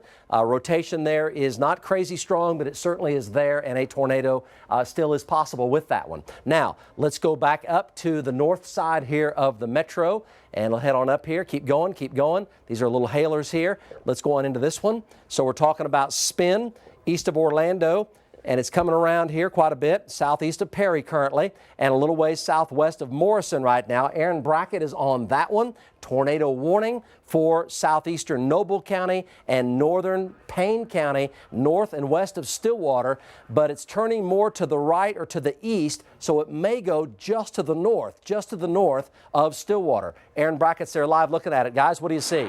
Yeah, Mike, that's right. Getting a lot closer now. We can see the wall cloud on our stream. We just came around some trees, so hopefully you can see that. We've got the wall cloud visual. It's very low. It's definitely lowered right there on the back side of that storm. So it's sucking up air. It's definitely getting more organized. And, we've been watching this thing evolve so quickly just over the past 10 or 15 minutes, Mike. It's a very volatile situation right here. So we're getting close to it. Coming up on 35 to the south, we're going to have it lit up well. There's that wall cloud just behind that line of trees right there. So developed storm, developing tornado, very possible in that thunderstorm at any time. Mike? Okay, appreciate that. Let's go to Corey Inman. Corey Inman, all right, the chopper's over damage. Let's check this out here real fast. Let's go to the chopper here. He's on the damage path from that large tornado earlier with a fatality. We can hear your audio, John. You're on the damage path right now. You are hot. Go ahead and go. John Welsh, Chopper 4 from Garvin County and Murray County, down south. Looking at tornado damage here from this large multi-vortex. We think it was an F4 tornado. We'll see what the damage survey says as far as the EF scale. But as you can tell, there's considerable damage here. Kevin Ogle passed along a short while ago of one confirmed fatality in Garvin County. John Welsh, if you're with us from the chopper, you're in the damage path right now. Tell us what you see. Oh, man. So this is the kind of damage here you see with EF4 tornadoes. Damage surveys tomorrow will go out, and of course they'll evaluate that. But that's the kind of damage you see with EF4 tornadoes when you see everything swept off the foundation and strewn about and really kind of torn up rather severely. Go, John Welsh. Sulphur. Yeah, Mike, right now we're just west of Hickory, straight north of Sulphur on, I don't exactly know what road that is, that highway. But you can see that house is completely gone. All that's left is a foundation, and then the debris to the left. Out here, that house took a direct hit. There's a ton of tree damage. There's houses, Jack, if you'll just come straight down and your left. There's another house out here. Come to your left. There's going to be a pond, and it's going to be just to the left of the pond. Keep coming left. Keep coming. And there's another, keep coming left, right there. So this is kind of obviously the hardest hit area that we've seen so far, and you can just see that's another house that's gone. Down here there was another mobile home that looked like it might have rolled off its foundation and did one complete roll and was turned sideways. There's another house out here that's missing the majority of its roof. There's a lot of emergency personnel out here. We did hear of one fatality. We're not exactly sure of what area that was in. We're going to be able to stay here just 1 second longer as we continue towards Pauls Valley, but we'll continue to show you the damage that we're seeing, and it doesn't look good. Okay, John, appreciate that. Let's get a clarification from Kevin Ogle on the Garvin County situation in terms of damage and perhaps injuries or fatalities. Kev, what do you have confirmed there? Well, we have from the county confirmed about a fatality in Garvin County. State Emergency Management has not confirmed that yet. Now, State Emergency Management works with all the counties to get the reports back from the different counties what the situation is. So we're working to absolutely confirm that fatality. We hope we're wrong. Don't want to be right about that, but looking at this damage, you can imagine that there's going to be a lot of injuries and possibly some people who lost their lives. But again, that was from apparently the Garvin County folks there.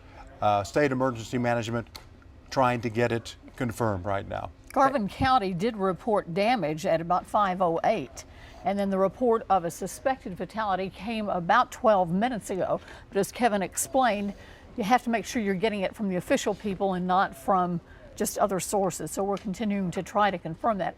As he said, we hope it's not true. These storms broke out about 4 o'clock this afternoon. We've been following them since then. You know, if you've been following us, that some of these storms stayed on the ground for more than 20 minutes, suspected to be F4s with 200-mile-per-hour winds.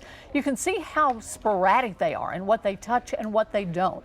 Look at that house, roof gone, trees behind it destroyed. You can see the trees here laying on their side as the camera rolls around.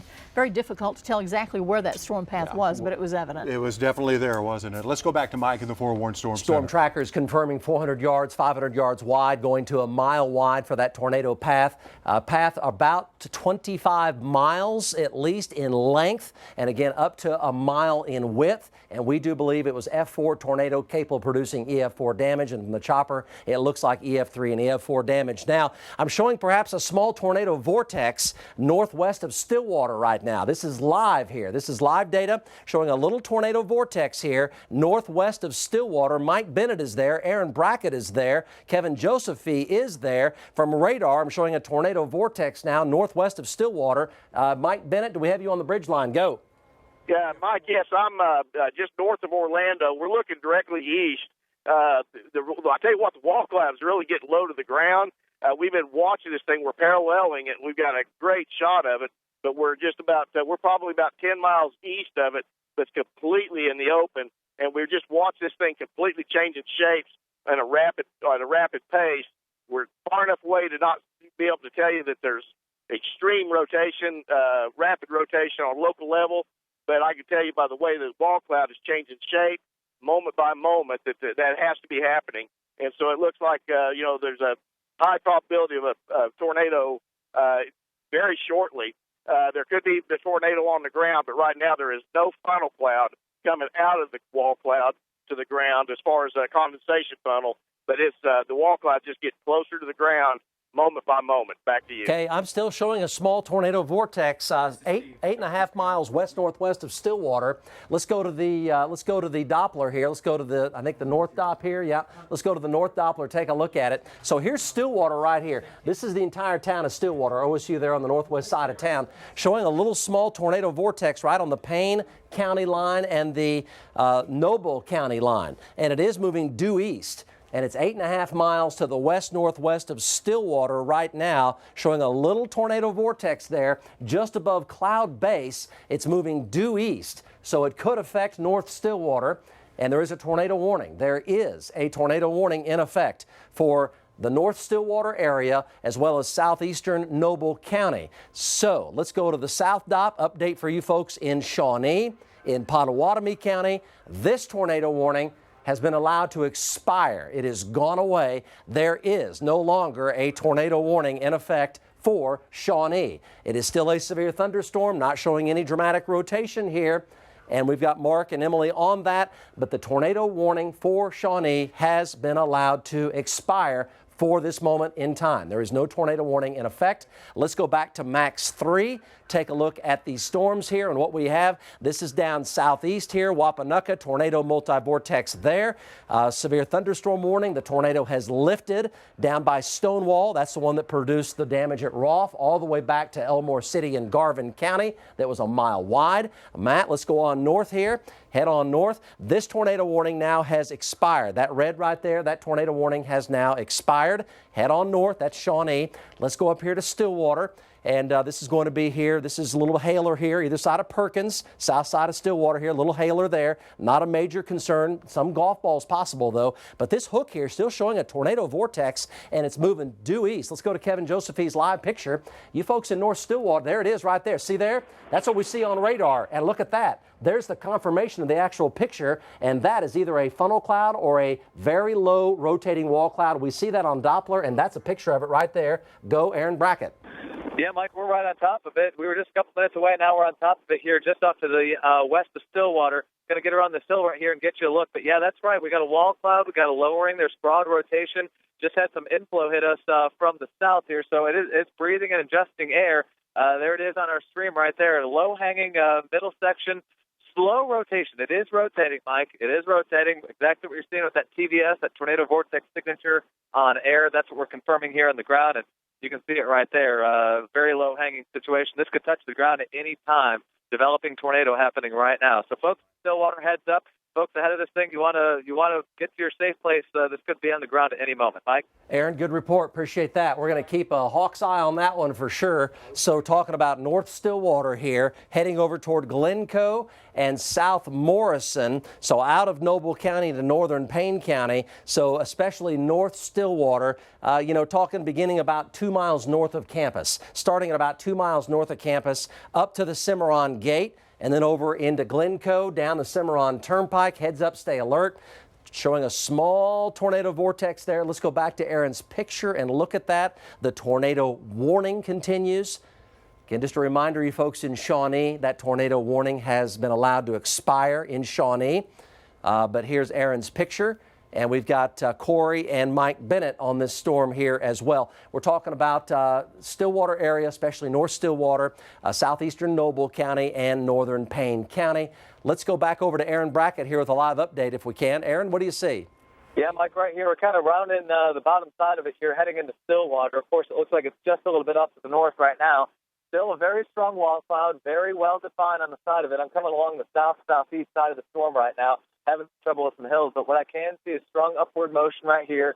Very well-defined wall cloud, persistent wall cloud, and we have that little lowering that's been hanging out underneath it with a little bit of rotation there, too. It is rotating slightly. So, well-structured storm, definitely dangerous. Could put down a tornado at any time. I see some feeder bands coming into it. Also, we're noticing some inflow here as we continue on the south side of the storm. So very much alive, Mike.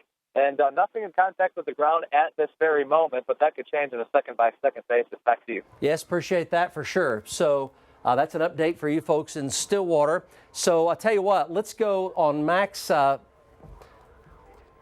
Let's go to Mike Bennett here on this one. Mike Bennett, for the Stillwater area, give us an update. What do you have? Okay, Mike, yeah, we're at Highway 51 and I-35 now, driving straight towards it. Aaron's got a better perspective on it. I've lost it in the trees as I was passing through Orlando.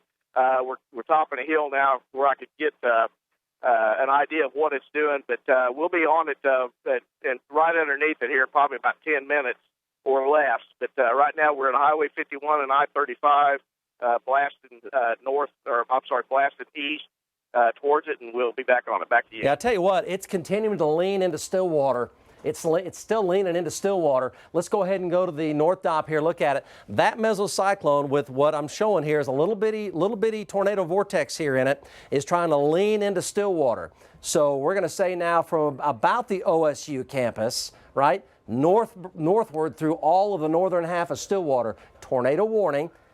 Storm cellar or basement, interior closet or bathroom, away from windows, tornado warning, meaning tornado possible at any time. And still showing a little tornado vortex here, trying to move more, kind of lean more to the east-southeast. It's moving due east right down the Payne-Noble County line, but it's trying to turn a little more to the southeast. Funnel cloud. Funnel cloud. 3.5 south to east of Perry. Yeah, funnel cloud confirmed. Funnel cloud confirmed. So, yeah, wow, look at that. Now that's a well-defined wall cloud there with a funnel coming out of it, and it's definitely making more of a track towards Stillwater. So you folks in North Stillwater, tornado precautions. So who do we have right here? Who is this?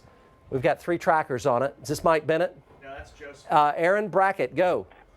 All right, yeah, Mike, here's a view right now. The rotating storm, just textbook structure on this thing right now. Textbook structure. We're seeing little bits of scud pulled into it right now. No actual defined funnel cloud at the very present second. Not right now. There have been some lowerings. You can see the whole thing. It's broadly rotating, counterclockwise rotation, the direction that you'd expect right there.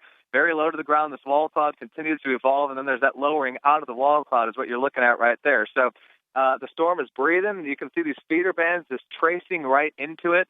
Striations on the upper sides of this thing. And, Mike, I mean, it's just one more single ingredient, one more drop in the bucket, and this is going to put a tornado on the ground. Yep, right on with that, Aaron, for sure. So this is going to be certainly from the OSU campus northward, tornado warning. And that is classic structure here. The whole storm has very smooth spin, and it's spinning faster and faster. And below that, you have the parent circulation of a tornado called a mesocyclone or a wall cloud. We have that. That's spinning faster. There's been little funnels popping out of this from time to time. There is a tornado warning in effect, and this may go right over the northern half of Stillwater, probably north of Highway 51, probably over North Stillwater, but a tornado could form at any time. It's going to be very, very close for the OSU campus. Let me show you that on a map. So we'll go to the North Doppler, take a look at the zoomed in. So here's OSU campus, northwest side of downtown there.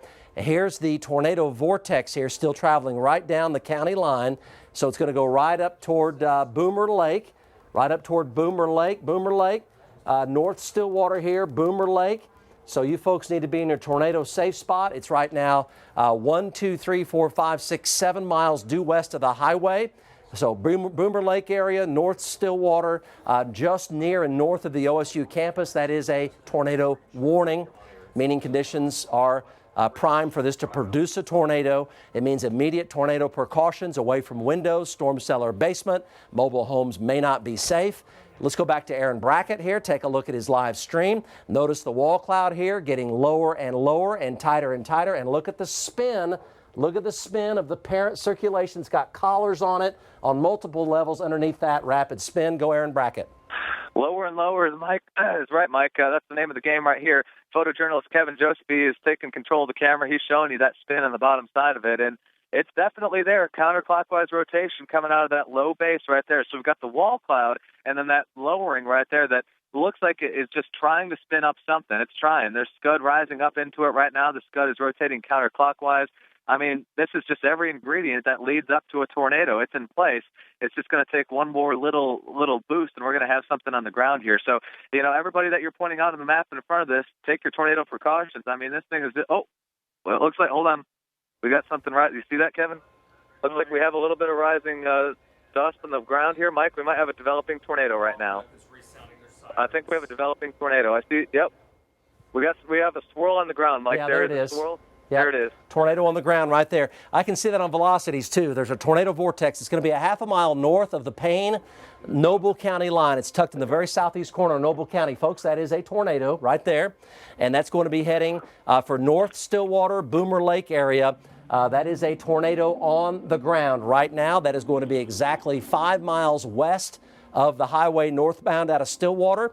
So Boomer Lake area, North Stillwater, that is a tornado right there. Go, Aaron Brackett. Great pictures, Aaron. Tell them the story. All right, Mike. Yep, that's it. Confirmed tornado on the ground right there, counterclockwise spin. We got dust coming up. It continues to get more organized. Right now, it's not a large tornado. It is a tornado.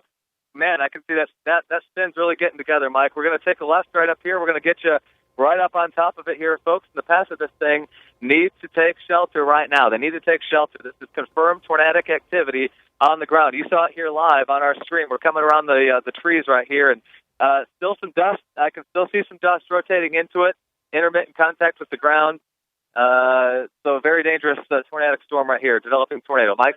Aaron, appreciate that. We're going to be right back with you. Let's take a look at the watches and warnings we have right now. This is kind of an overview for you. We have a lot going on today. We've shown you a lot of tornadoes today. So we have tornado warnings for North Stillwater, northern Payne County, far southeastern Noble County. The tornado warning is going to be allowed to expire for Shaunee, ongoing a severe thunderstorm warning over into northern Seminole County. That storm's right over Shaunee. Emily and Mark Dillard are on that. Tornado warning for southern Cole County, tornado warning for Bryan and Choctaw County in southeast Oklahoma. This is a tornado watch just east of Oklahoma City in green. Okay, so that's the overview of what we have going on right now. Kevin and Linda have more on the tornado damage down in Garvin County. That's right, Mike. We have confirmed ourselves and multiple sources confirming that there has unfortunately been one fatality in Garvin County with several homes destroyed too. And of course, if you saw the pictures from News Channel 4 of that funnel going through, you're not surprised that tragically one person has lost their life in this. 3 homes have been destroyed on I-177 on the west side of the highway there. We have some pictures that viewers have been sending in. Let's go to those now and we'll show you some of this storm's path. This is from Katie. We've had so many multiple tornadoes this afternoon. I'm not exactly sure which one that is by that signature, but we've had them in Wynnewood. We've had them move towards Roth, Oklahoma. You can see it forming there and touching the ground. And that is actually the community of Katie, what it is near right there. And multiple pictures of that. And it just roared up and it was on the ground for a long time, this one tornado today. And we've been tracking, as we've been telling you, several from this outbreak, south central, southeastern Oklahoma, and now problems up around the Stillwater area. Earlier this afternoon, one of those huge tornadoes was on the ground for about 25 minutes. It was throwing debris a mile ahead of itself.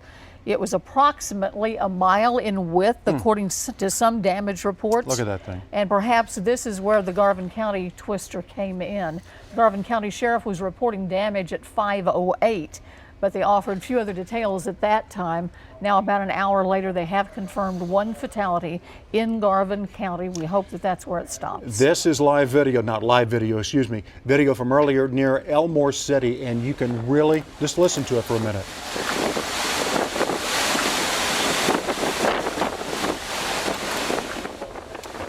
Incredible video there from near Elmore City, that twister going through there, and you can hear it, you can almost feel it like you're there from that view. We're going to take you to Hickory, Oklahoma. If you were following us this afternoon, you know that that storm was heading in that direction. We gave plenty of warning. This is what happened to Hickory, Oklahoma. You can see the telltale signs of the twister as you see the trees bent away from the damage. You can see which direction it was going. Now, from this distance, I can't tell whether that was a mobile home or a home on a foundation, but we'll show video to you later of homes that were on foundations that were simply swept away. There is some more video right there, and again, it's hard to tell exactly what the structure is, but that looks like, it was a home, doesn't it? It looks like that's a foundation there. But the power of those storms today just unfortunately wiped a lot of things right off their foundations, or whatever they were trying to being moored to, they were just gone. Again, estimated wind speeds of 200 miles an hour, a path of damage in some cases perhaps a mile in width, and the storm was throwing off debris a mile ahead of the storm as it came into an area. So you can imagine the power that was in that. And you hate to see pictures like that because, you know, a lifetime of work has disappears in seconds. It's gone. It just goes in an instant. Speaking of that debris, we had our storm trackers out there, state chasers, and they had debris falling on their vehicles. And they were well either out in front or behind the tornado trying to show us a video. And they said they were being pelted by debris from the storms. And we have hail pictures.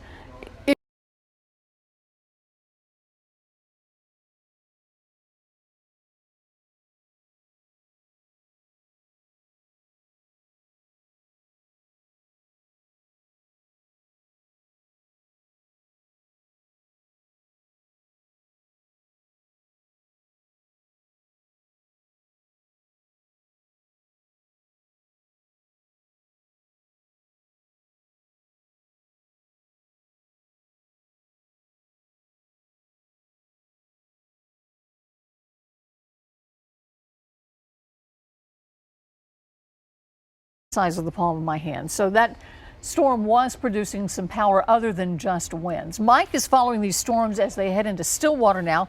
Let's go back to him now. Mike? You know, being able to identify in real time of a 200-mile-per-hour wind, maxi tornado in real time, that's exactly why the coverage that the local media here, that's why we do this, because we're firm believers that identifying in real time from teams of trackers, 2 Doppler radars here at Channel 4, Chopper 4, doing that in real time, folks know exactly what's happening before it reaches them. And it's just a testament to exactly why it is that we give you the coverage like we strive to try to give you, because it really is the most important thing, isn't it, in terms of these violent tornadoes that we have in Oklahoma. We still have ongoing tornadoes right now, especially for North Stillwater. So I want to zoom in.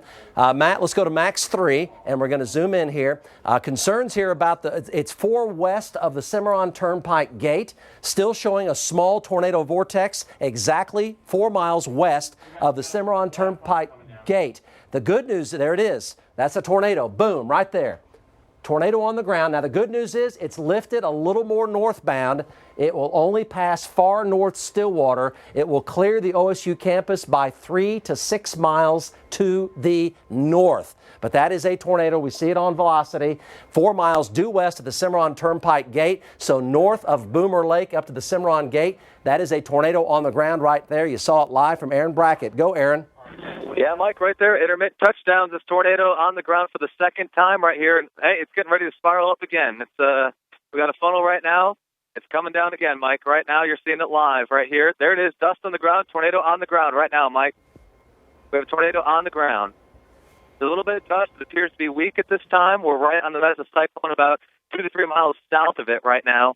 But it is on the ground. Sirens are going off at OSU. Okay, sirens are going off at OSU. Folks at OSU, we can tell you that if you're watching us, and we hope you are, this will go north of the OSU campus by 4 to 6 miles. It'll go 4 to 6 miles north of the OSU campus. It's even going to go north of Boomer Lake here. It's going to be right over the Cimarron Gate on 177. And then from there, it's going to go to Yost, and then beyond that is Glencoe. It's heading right for Yost and Glencoe, but it's at least 4 miles north of Stillwater campus. So if you hear the sirens in Stillwater, it is to the north of Stillwater. It made a nice turn. It made a nice turn to the north away from Stillwater during the past 4 minutes. And that's what's happened. But it has been an intermittent touchdown, and it will be right over the Cimarron Turnpike Gate and 177 in northern Payne County. Let's go back to Aaron Brackett here, still showing a tornado vortex on radar. Let's see what it looks like right now. Tornado warning continues for North Stillwater. Go, guys.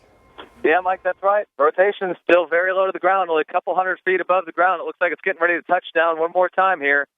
This would be number 3 by my count, either 3 or 4 touchdowns. This mesocyclone right now, it's wrapping up. Seeing if we have dust on the ground. It's about halfway to the ground. It might be a little bit more than halfway. Assume it's on the ground. You know what? There's definitely circulation hitting the ground right now. No dust yet that we can see, but that circulation, you see almost multiple vortex, actually. Yeah, the rotation's starting to get, the spin on radar is starting to get a little toward the violent side. And it's also getting bigger. So I think we may see this go to multi-vortex, and we can see the spin here.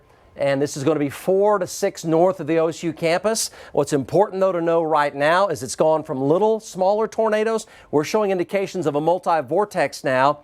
And we'll just kind of hang with the shot here. Mike Bennett's obviously on a road here. Here's Kevin Josephy here looking at it with Aaron Brackett. We're showing signs here of a bigger, more violent tornado developing. Multi-vortex in structure. Again, where this is, it'll go right over the Cimarron Gate at 177, 6 miles north of the OSU campus, 5.5, 6, and about 3 miles north of Boomer Lake.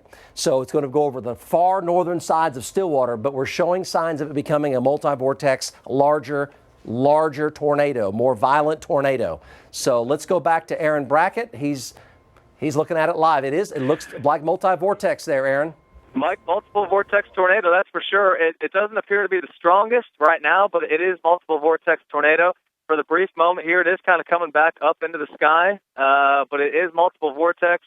All right, I got more dust on the ground, so it is on the ground right now. It's kind of cycling, Mike. It's touched down about 4 times now by my count. And the last time that it touched down, which was about 2 minutes ago, there were multiple vortices, probably separated by about a couple hundred yards each. So the overall circulation was wide. I'm still seeing dust on the ground right now, so it is in contact with the ground right now. You're seeing it live here. Looks like it's getting ready to pick up one more time. So this would be touchdown number 5 here. Looks like touchdown number 5 is happening right now, Mike. Right now live. 2 west of the Cimarron Turnpike Gate, and 77 is the center of that spin. It's going to travel right up the Cimarron Turnpike to Glencoe. You folks in Glencoe, tornado precautions. It's a reasonably strong tornado right now. We would estimate, see that? Look how the dust there. See the dust getting bigger and bigger? We'd estimate that's maybe a 2, potentially going to a low end 3. It's getting up there pretty fast. So it's all developmental. We're calling this in real time, estimating the wind speeds because we know that's important to you. We're looking at the motion. Our team of trackers, see there? Look how the spin there. The spin's big. The spin's big, and then multi-vortexes are coming down inside the spin. One main vortex now coming down, but look at the debris cloud here. The debris cloud's a lot larger than the condensation cloud portion of the tornado, so it's becoming a decent tornado. We're going to say a 2 going to a 3 right now on the F scale. So this is going to be really heads up for the Cimarron Turnpike 177. It'll pass 6 miles, exactly 6 miles due north of the OSU campus. It will not directly affect the OSU campus. Go, Aaron Brackett. Mike, just before we came through these trees right here, it's a wedge tornado right now. Wedge tornado on the ground here has become much larger, much more violent. It is still on the ground right now. We had debris. There was debris being flung up into the air right before we lost the visual on these trees. We're working on getting out of here, but I can confirm there was debris. Looked like tree debris. All right, we're talking big limbs, lots of things being flung up from the ground. Large wedge tornado. I'm confirming it right now. You're going to see a view of it here in just a second. Yep, still on the ground right there. Large tornado still on the ground, Mike. Yeah, it's trying to lift more to the north. It's going to pass not too far south of Morrison. It's trying to lift a little more to the north, and the velocities here keep getting faster and faster in it. And we're actually being able to see maybe a little bit of the debris ball there that we're showing you there of the debris cloud itself on the pictures. Looks like there might be a little bit of a debris ball forming. So it's going to be the Cimarron Turnpike Gate 177, and just north of there now. Just north of there. This is the Payne County line right here, and we're talking about Morrison, which is right up here. So it's not going to be too far from passing near Morrison because it's lifting more than north. It's still 6 miles due north of the OSU campus. OSU will not be directly affected by this tornado. Let's go back to the pictures. So up toward Morrison, Glencoe, the Cimarron Turnpike, tornado precautions. Go, guys.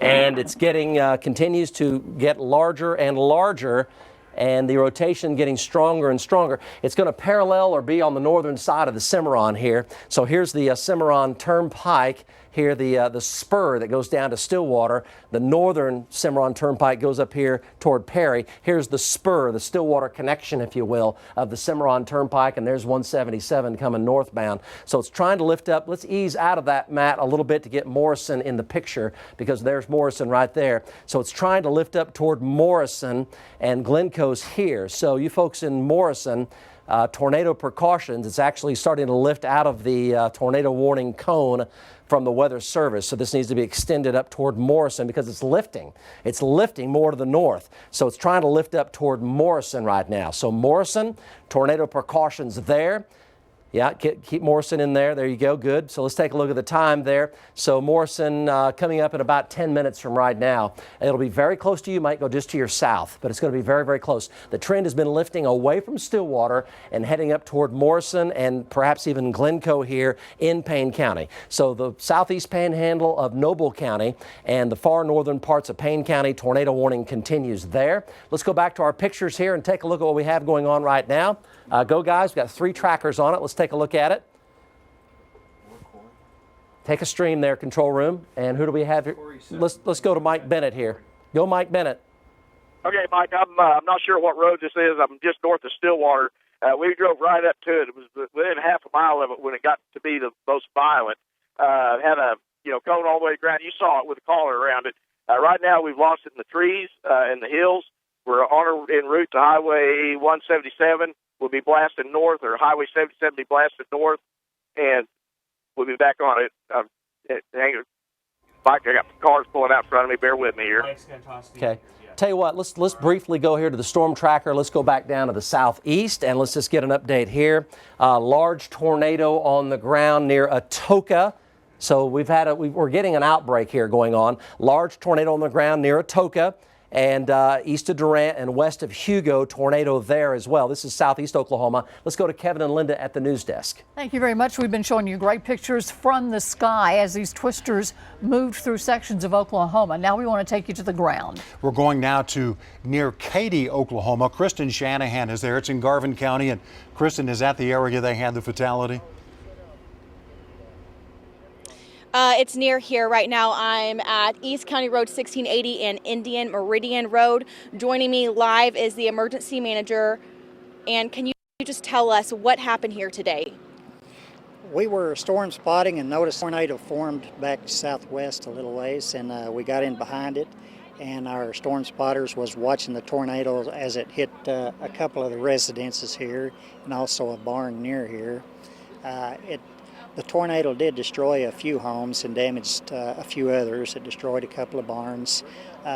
We have one fatality and no other injuries at this time that we know of. We're still doing searches and we're clearing debris off the road so we can get to the other residences. Do we know who was killed today? At this time, the name is being withheld. And that wasn't right here. Right here, there's some emergency vehicles. You said that there was just some homes damaged there, but the fatality was not over there. No, the fatality was a few miles from here. Was that person in a home? The person was in the home at the time the tornado hit, yes. Was there anybody else inside? Just the one person. Do we know male, female? It was an elderly male. Very sad situation here today. Okay, and so behind us over here, what's going on there? Right now, we're just clearing the debris. We've also got electrical lines going across the roads. We're taking care of that problem, and we're trying to get the roads opened up so we can do more search. All right. Any closures around this area that residents need to be aware of? Actually, this road right here between Indian Meridian and on 1680, this road's going to be closed for a few miles going east of here. We should have it open up in a couple of hours. Now, was there anybody inside these homes that were destroyed? At the time the homes were destroyed, they weren't in the homes, no. All right, thank goodness for that. Right. Thank you so much, Bud. We appreciate it, and we're going to check back in with you a little bit later. Thank you. All right, we're going to send it back to you guys. Thank you very much. The Associated Press is reporting that the victim was in his late 70s. We'll continue to follow his tragic story as these storms continue to wreak devastation in some of the smaller communities in Oklahoma. But you know, there is never any good news from this. But if that had happened over a metro area, the strength of that storm was phenomenal. If you've been watching our coverage, 200-mile-per-hour winds, width of about a mile. And tragically, we have seen those over metro areas in the past and know what the damage is like. Massive casualties. And again, we're reporting one fatality right now in Garvin County. We have some more video we want to show you. Just from earlier today, we can show you what it was like. You saw some of the damage near Hickory, that is in southern Oklahoma. Do we have video, Irish? They're working on it right now, and we'll be showing you that. But We need to go back to Mike right now to update the situation in Payne County. Mike. Yes, that's right. What we have going on right now, guys, is we still have in our viewing area, still one area of concern southwest of Morrison in Noble County, southeastern Noble County. Now, Oklahoma City westbound, nothing. The dry line has come through. It is clear, a little dusty, dry, pretty warm, really hot, mid-90s southwest Oklahoma. And then we have a large tornado on the ground near Atoka down in southeast Oklahoma, and also between Hugo and Durant in far southeastern Oklahoma. Let's go back up to this storm here. It looks like it's roping out and lifting up here about 9 miles north of Stillwater. So let's go ahead and go to the North Doppler and take a look. And look at that. The spins come way, way down. It's come way down fast. Looks like a little rope maybe. Let's go to Mike Bennett's. Stream. It kind of looks like a rope. Okay, Kevin Josephine. It looks like it's just kind of roping out right now. It's a small little vortex on radar. There it is right there. So, yep, so it's still on the ground, but the overall circulation has been shrinking and it's roping out. So it's going through the rope stage. Still a debris cloud right there. So it's still on the ground, but it's a rope tornado now.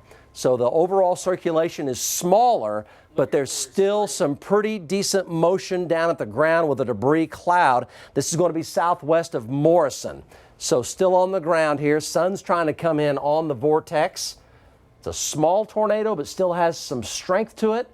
So it's still packing definite damage potential southwest of Morrison right now. Aaron Brackett, if you're with us, go.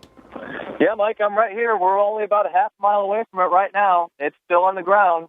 Approaching, where are we, Kevin, right now? We're 2 miles. We're 2 miles west of 177 right now, Mike. There it is, still on the ground. It's lit up well. It's right on the back side of the storm. It tried to rope out and then came back to life, Mike. But still on the ground. I got debris, lots of tree damage, tree limbs, all that kind of stuff. There's still debris. It's barely in contact with the ground. Looks like it might be trying to lift right now, Mike. This is your scene on radar. It looks like it might be lifting.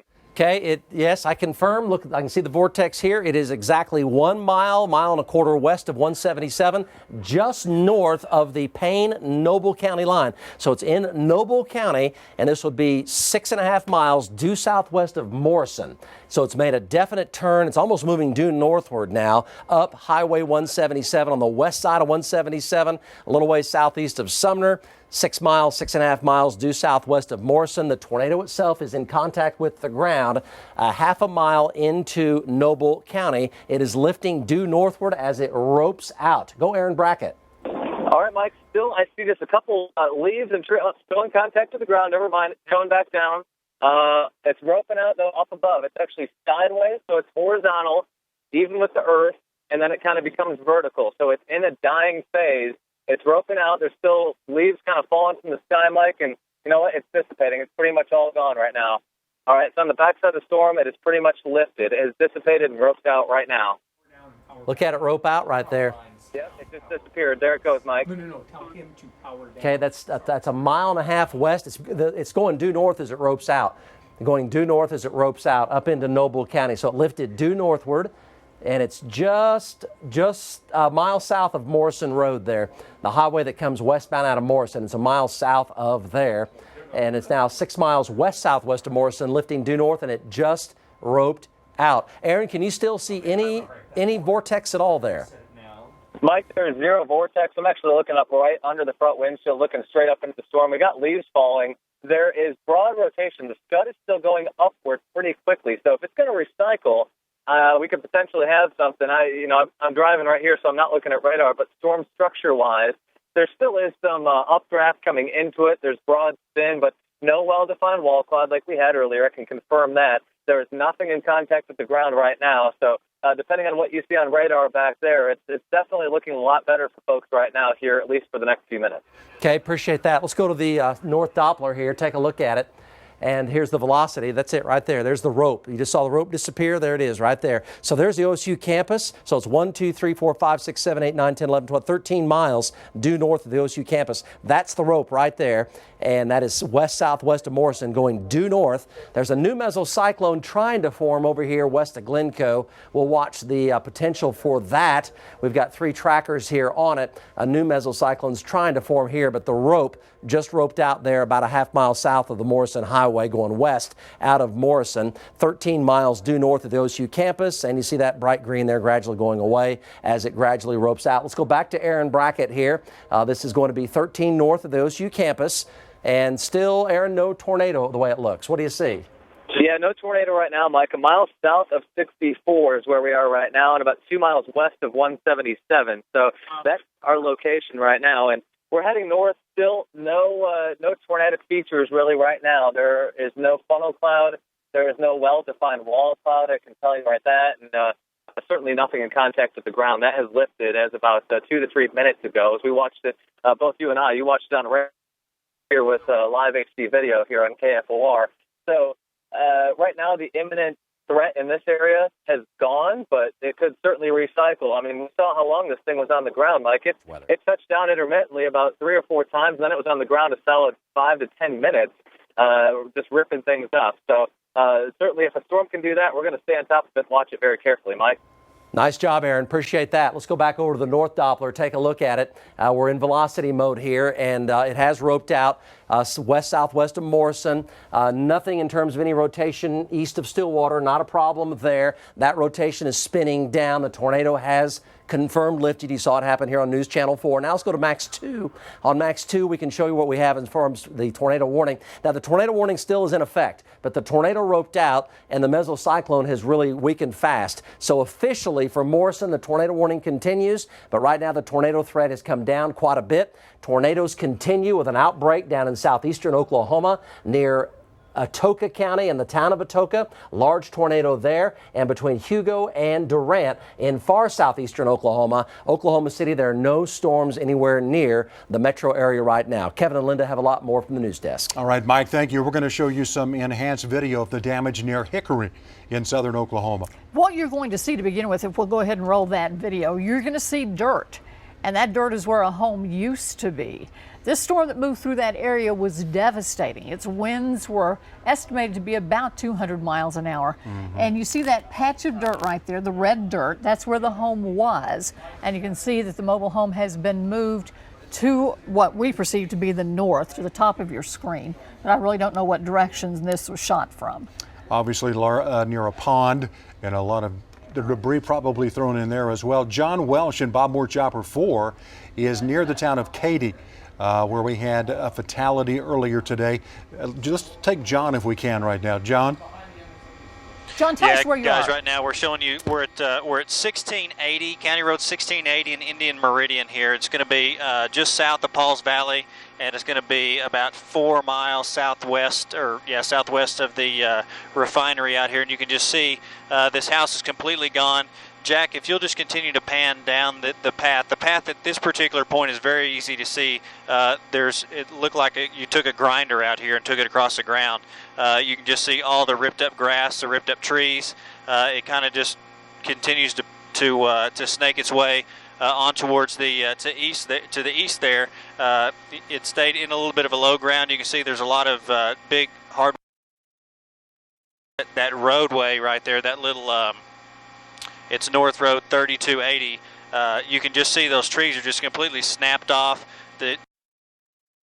To go to the east, there's another house that has some damage here.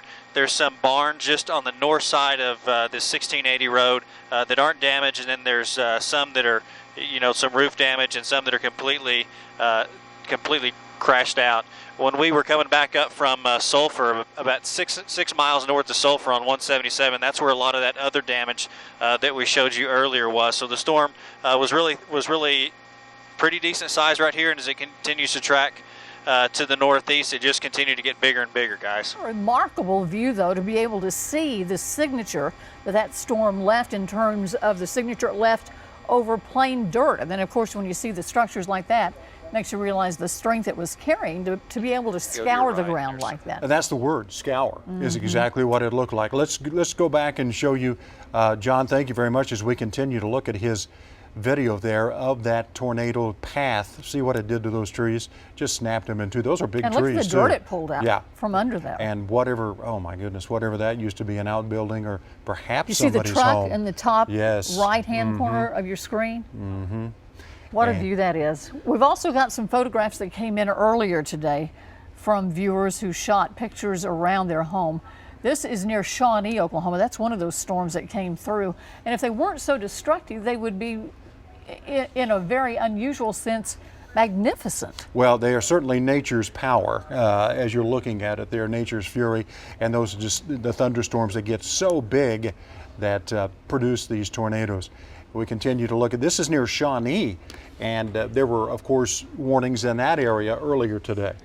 We had just a patchwork of tornadoes and twisters and warnings moving through the state from about 3 o'clock until just about 10 minutes ago when that storm left Stillwater.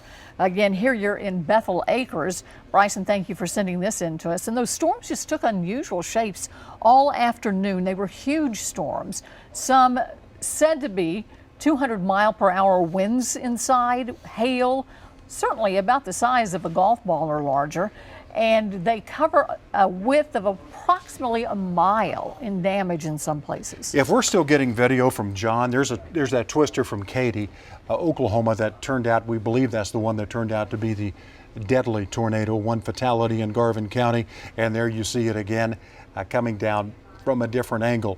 John was showing you some of that damage from Bob Moore Chopper 4, but we'll continue to look at these pictures. For those of you who have not seen this video or these pictures, it's pretty astounding.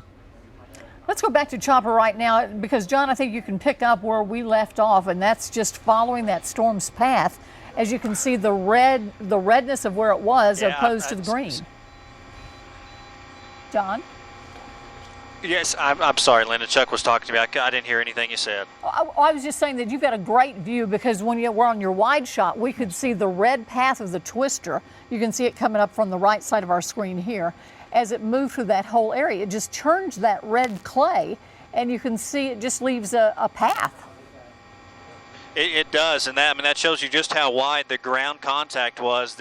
So right here, you're looking at this is when the storm was actually still forming and not as big as it actually got when it crossed I-35 and continued out to the east.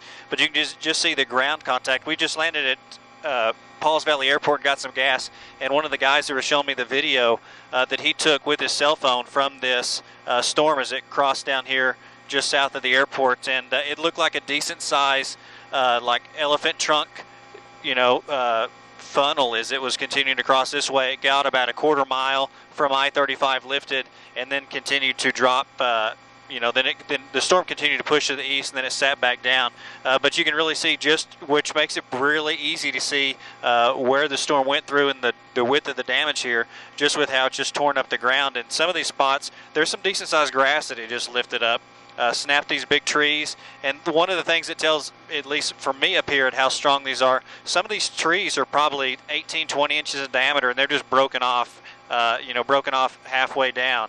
And a lot of these hardwood trees don't have a huge taproot to hold them into the ground, so they'll just continue to blow over. But if they snap halfway off, it tells me that that storm was very, very strong, and it went through there, and the wind was very intense as it was rotating and able to break them off there.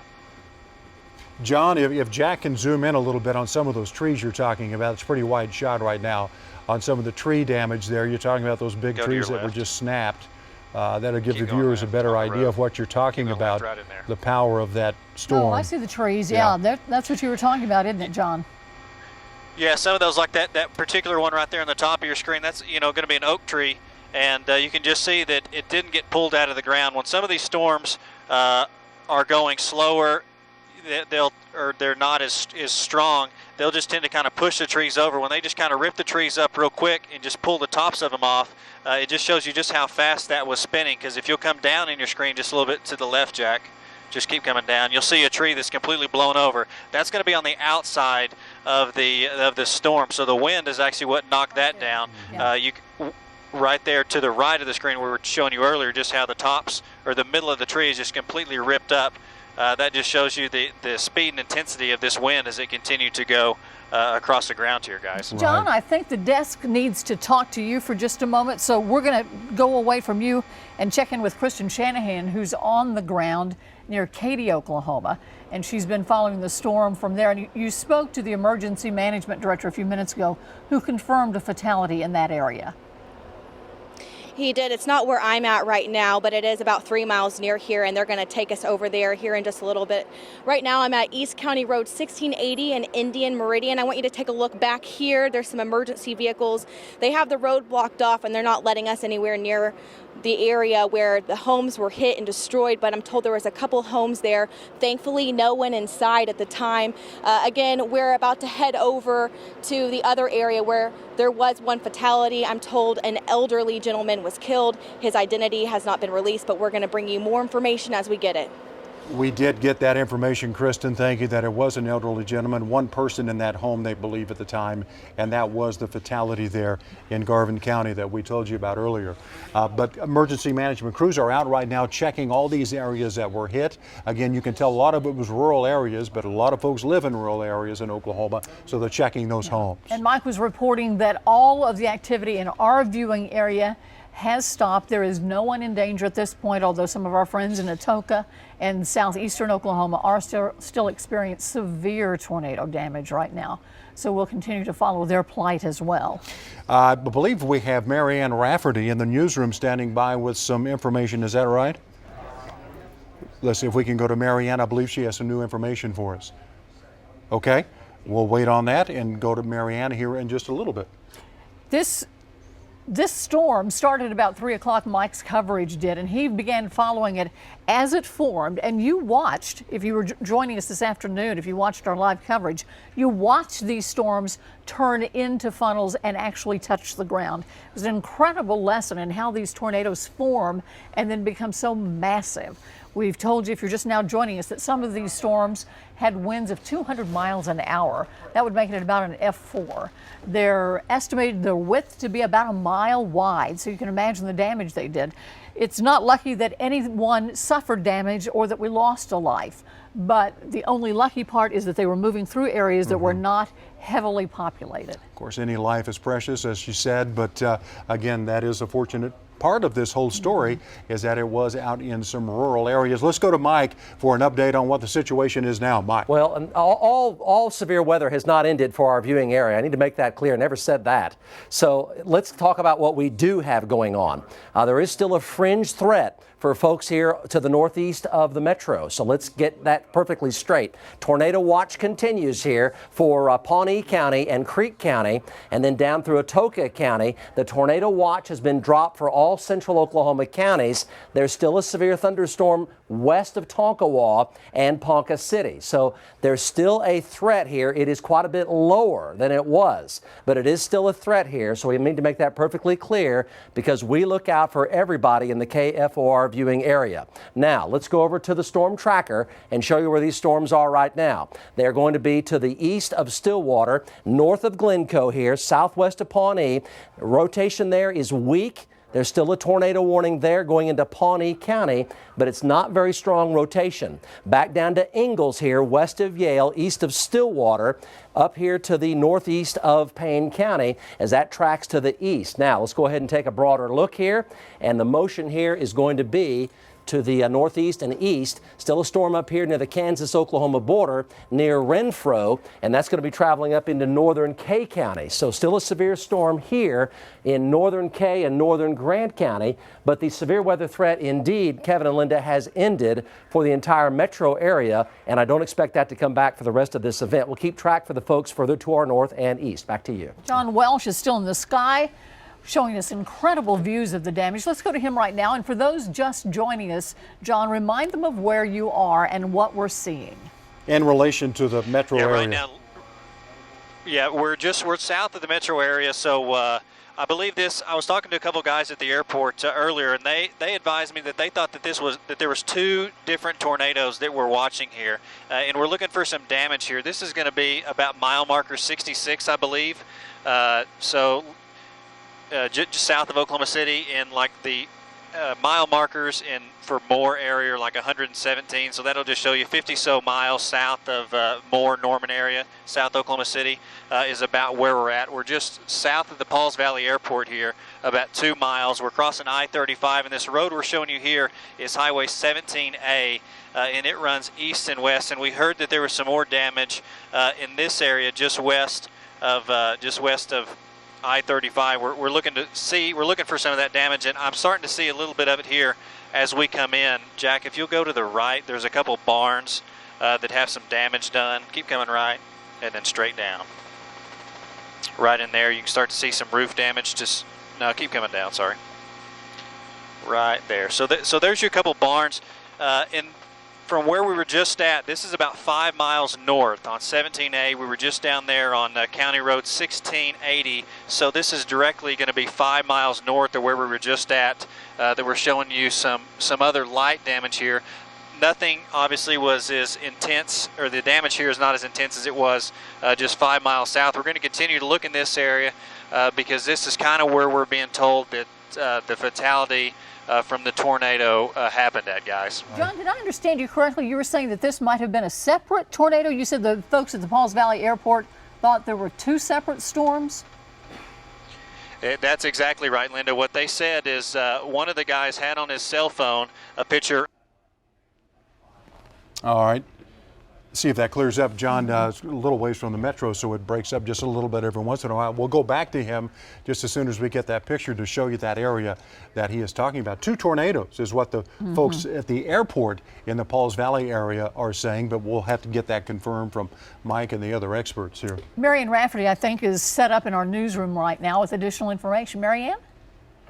Hi, Linda and Kevin. We are following a potential situation in Bromide that we want to tell you about. We were hearing reports of possible casualties, but what we can tell you right now, there are people that were injured and some pretty large hail down there. That's what we're following there right now. We're working to get more information. That is in Cole and Johnson County. We're talking about Bromide. As soon as we get that information there, we will bring it to you. Linda, Kevin? All right, Marianne, thank you for that update. Cole, Johnson County, that's where those twisters were headed earlier this afternoon. We'll continue to check those reports for you because be surprised if there are not more injuries from this. I hope not. I do too. Let me show you that storm that was in Garvin County so you'll understand some of the strength that those winds were packing. Yes. Can you imagine what it would be like to look out your window and see that? Luckily, Mike Morgan was giving plenty of warning to folks along the way, so hopefully everyone had time to take cover. That looks like it's right out of the Wizard of Oz, too, doesn't it? You can see it picking up debris from the ground, taking it up into the cloud, and becoming even more, even more destructive. See how wide it becomes as the debris goes up into the cloud? And we're getting this, obviously, this is cell phone video from a viewer. And you can hear them astounded by it too. Not sure we want to pot that sound up because sometimes folks say things they don't usually say when a situation like this occurs. But that tornado is something right there, and that's what we followed all afternoon. And watch as it widens here as it picks up more debris from the ground. Do you see the debris going up into the cloud? Watch that. There from the bottom, straight up into that cloud until it's just a solid elephant's trunk down towards that area. Mike Morgan, this is video from earlier today, and we have video of that. We have video from, this is Heather Campbell, courtesy of Heather, thank you very much. And this one video that we showed earlier, you could hear the tornado so strongly. But these are incredible images. And you can see the tornado in that center section right under that tree limb. It's almost pointing at it. It's a little to the left. It's a lighter gray than the clouds above it.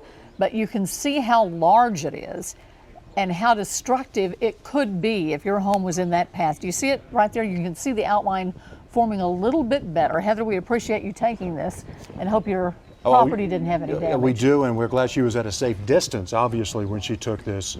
But here in Flat, Oklahoma, you can see a long way, and that is what she saw from her vantage point today.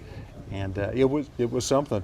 again, those tornadoes stayed on the ground for a long, long time. Mike? One of those on for 25 minutes, it seems these like. were long track tornadoes. Yeah, man. long track tornadoes, long track multi-vortex, violent wedge-shaped tornadoes. You know, you can just about take any superlative, you know, for Oklahoma tornadoes, and we had some of those today. You can rank them up there with other F4s and F5s that we've had in Oklahoma history. We had some that would be up there in that category. Those pictures, the video that folks are sending in, the motion going up is like 150 miles per hour, and then the spin motion is violent. When you get the violent up motion and the violent spin motion, that's how you get the ground scoured like it was leaving those trails of red mud paths through Garvin County over into Murray County, into southern Pontotoc County. That's when you get the wind speeds 200, 220 miles per hour up there in that range, which would approach the intensity of a tornado like May 20th Moore 2013.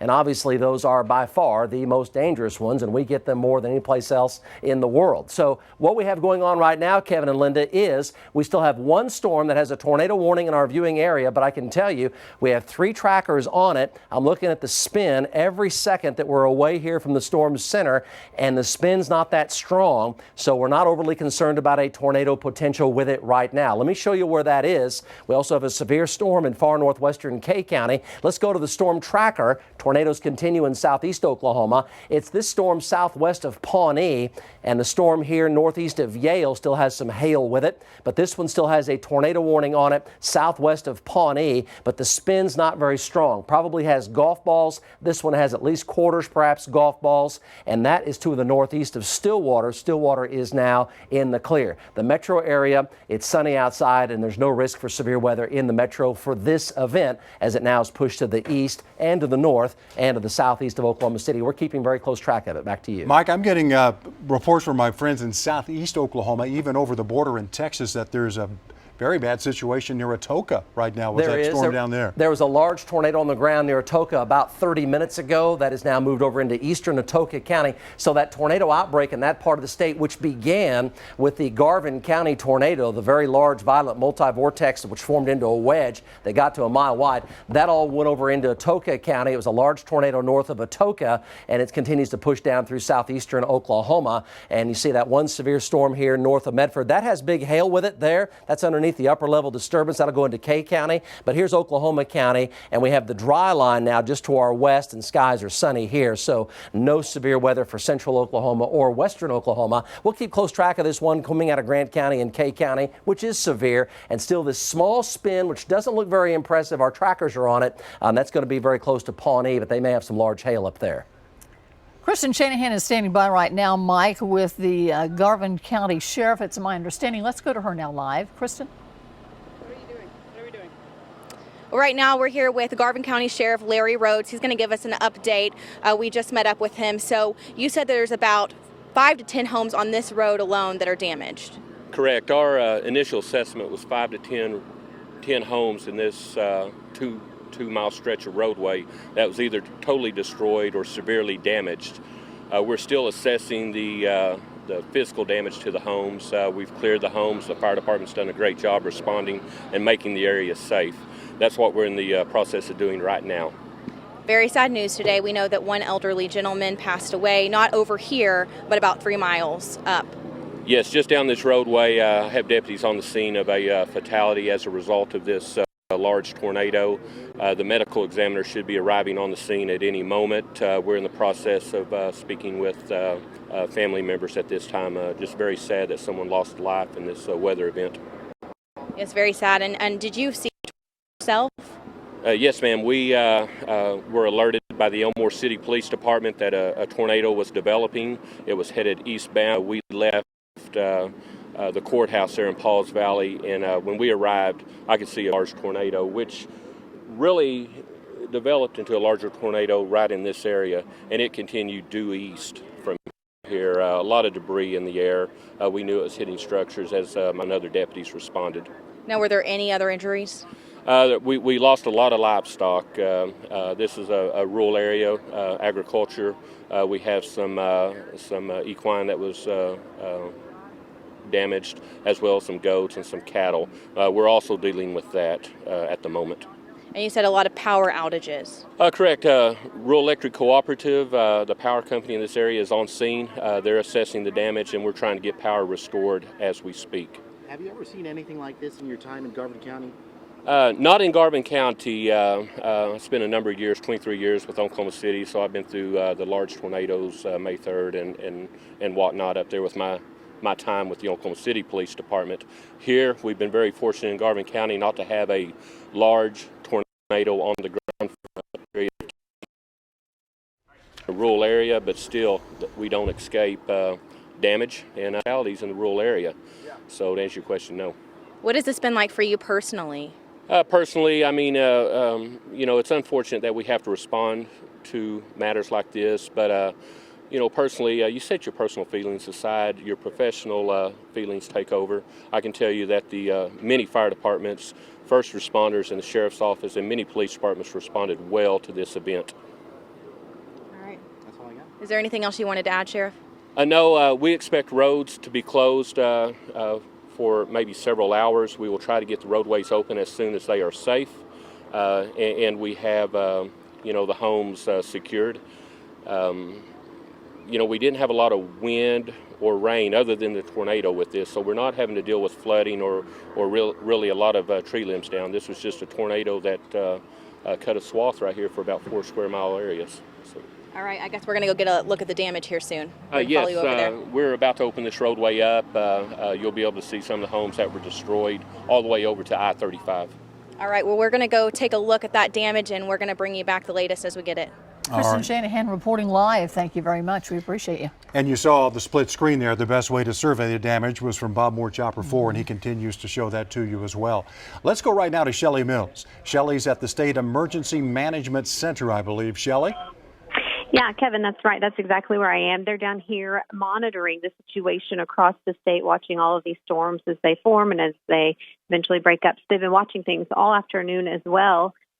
What they've been able to confirm to us is that they do have 3 homes damaged in the Garvin County area, different levels of damage as we've seen. The homes destroyed. They say they don't know the level on everything. They haven't been dispatched to help down there, but they have received reports from that area. Also, they have that report of the 1 fatality down there in the Garvin County area as well. They told us that the medical examiner's office has been dispatched down there to that situation. Another report they've had of grapefruit-sized hail in the Wapanuka area, which is a town that I wasn't familiar with. It appears to be up in Johnston County. And then right now they're checking on some different reports in the Bromide area, but nothing has been confirmed in that area. But it does appear that a storm at least caused some damage, possibly more up in that area, but definitely some information that they're still checking on at this point in time.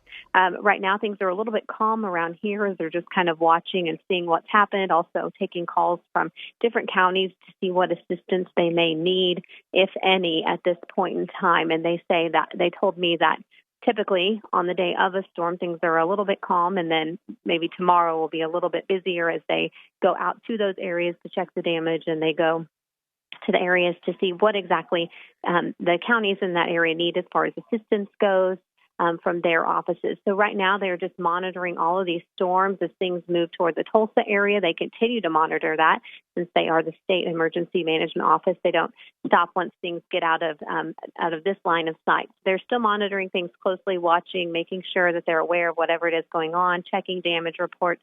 We're down here following all of that with you, trying to get as much information back to you guys as quickly as we can as they get those reports confirmed. And of course, all the people on the scene in these counties, it takes a while to get the information back to the Emergency Management Office, but we were just talking to the sheriff there in Garvin County, and while the Emergency Management Office reports 3 homes damaged, he was reporting 5 to 10 damaged in that area, and by damaged he means either destroyed or severely damaged. You can see part of the debris in trees there along the path of the tornado as the trees are just laid over as the storm goes by. And you can see the circulation because they're not laid the same direction.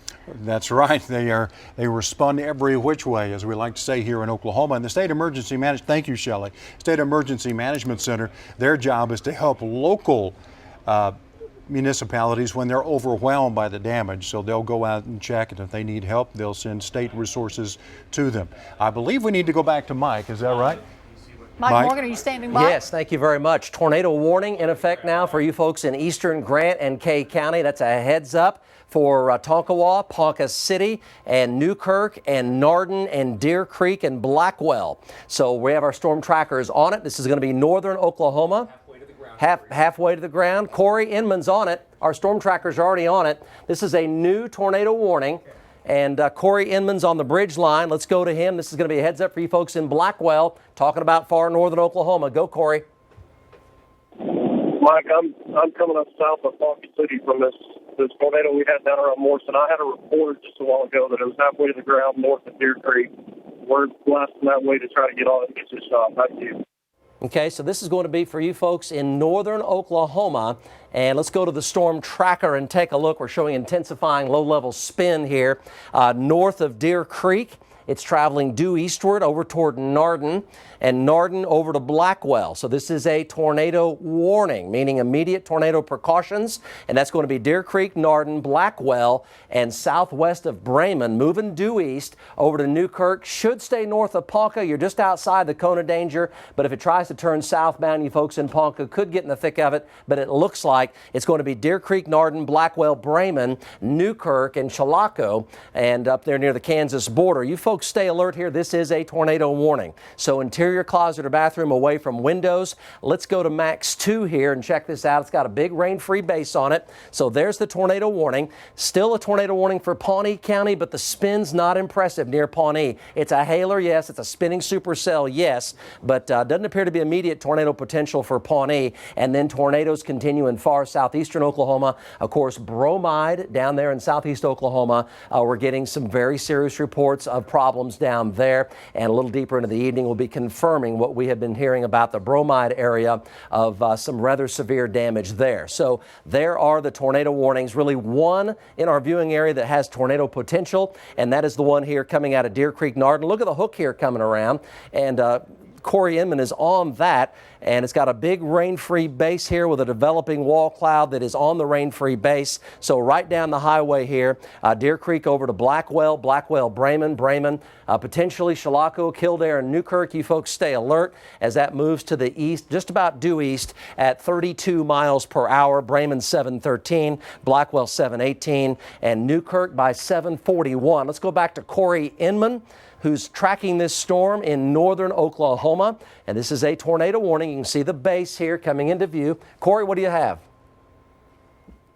Yeah, Mike, we're still south of Ponca City trying to get north here.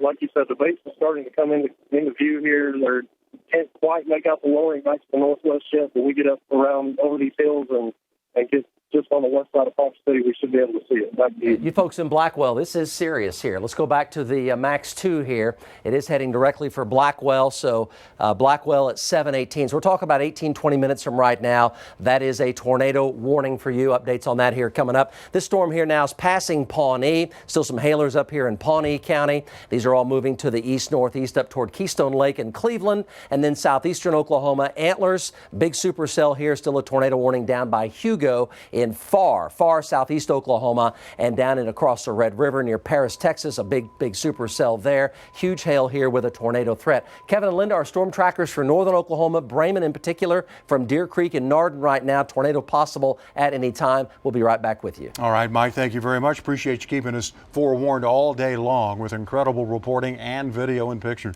John Welsh remains in the air, and John, it's been a busy day for you. For those who are just joining us now, where are you? Yeah, right now, Linda, we're back on County Road 1680 and about 3 miles east of Indian Meridian and about 2 miles west of I-35 here. And this is where we're being told that there was the one fatality. We believe it was, I believe a 74-year-old man was in that mobile home. When you can just see it took almost a direct hit, if not a direct hit, and scattered the debris in line with the path.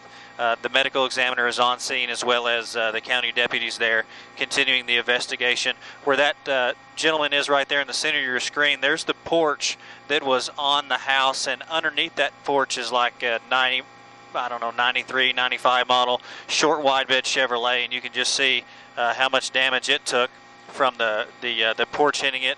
You have the propane tank there that's in the bottom of your screen. It's been completely rolled away from the home. Then Jack, if you'll take the camera and pan it straight up, there's another house in the area that's right there that's completely gone. Looks like another mobile home, and then it's a house to the left. So this particular portion of this part of the storm here, in between Indian Meridian and I-35.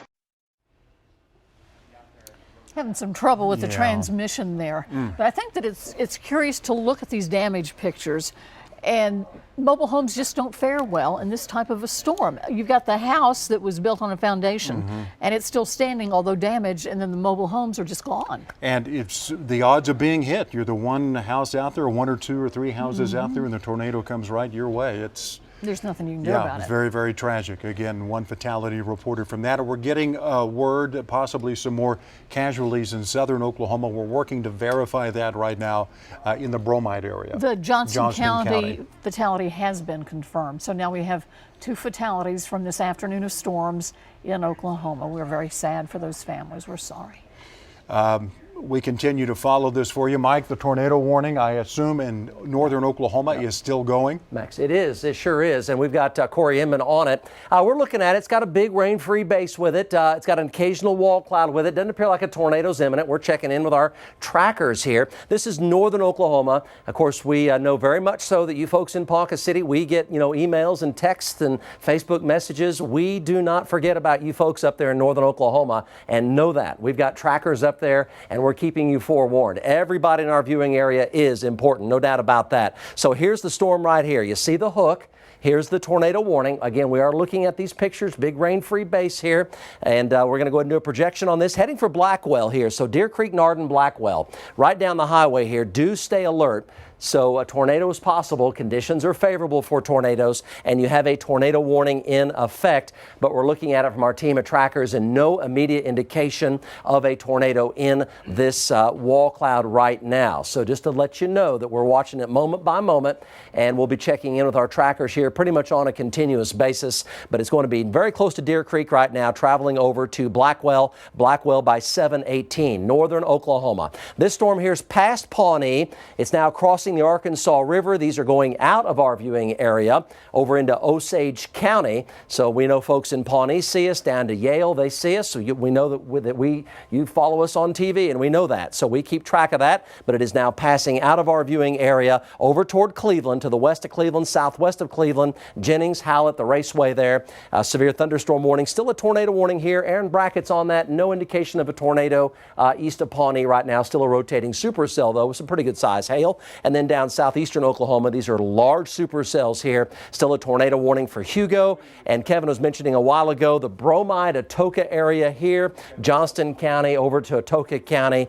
We are getting reports here of this large multi-vortex tornado, and there are some reports coming out that are not good for the Bromide area and over into Atoka County in terms of what these tornadoes wrath a little earlier, about an hour ago. They're now down in Pushmataha County and over into the Hugo area down in southeastern Oklahoma. So tornado warnings there. Still that tornado warning for Blackwell, so we'll keep very close track of that, guys. Again, we see our pictures from our trackers. If anything changes, we will be right back with you. And 2 things to tell you about our friends in Sulphur. Sulphur tell us that 3 people were injured there. They have been transported to the hospital. We're told they're not in critical condition, so that's the good news. And the other information is the Red Cross has not been activated yet. They're waiting to hear from their partners about what needs may exist in these various little communities. And Mike was talking about the Bromide area. There is a road that runs into it. That's where the fatality is located, down there in Johnston County. So 2 fatalities, one in Garvin, one in Johnston County, and more damage video coming in from Bob Moore Chopper 4. And John, where are you now? You still in that Garvin County area? Yeah, Kevin, we are. We're still down here just kind of surveying all the damage of each one of these houses. There's probably 5 or 6 that have been hit in here.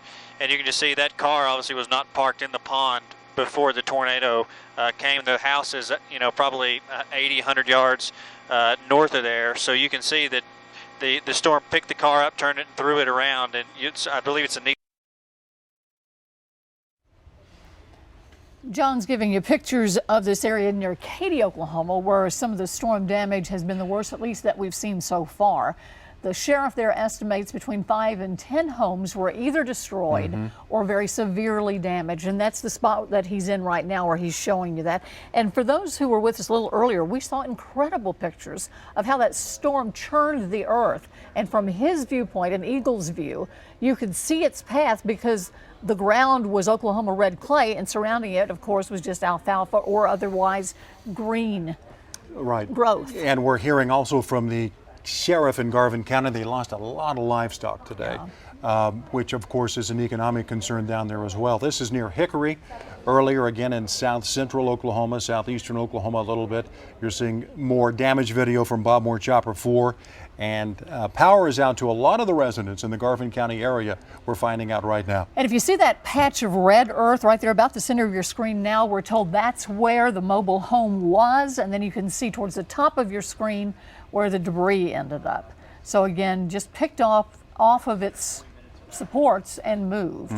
And in the background, you see the red dirt. That's where the storm was moving through. Sure was. Let's go to Kristen Shanahan. She has been on the ground near Katy in Garvin County. Let's go back to Kristen now for an update. Go ahead, Kristen. Well, we haven't seen the homes that were damaged yet. The sheriff is actually escorting us down there right now. We haven't actually seen the homes that are damaged yet, but the... Thank you. I've had it. You are written in big letters. Get it done. I had that time. Okay, so right now the sheriff is literally about to escort us down to where the homes are damaged. Probably about 4 to 5 to 10 homes damaged on this road alone. I want you to take a look back here, though. You could just see how strong the winds were. The tree down there, if you can see it, is just snapped in half.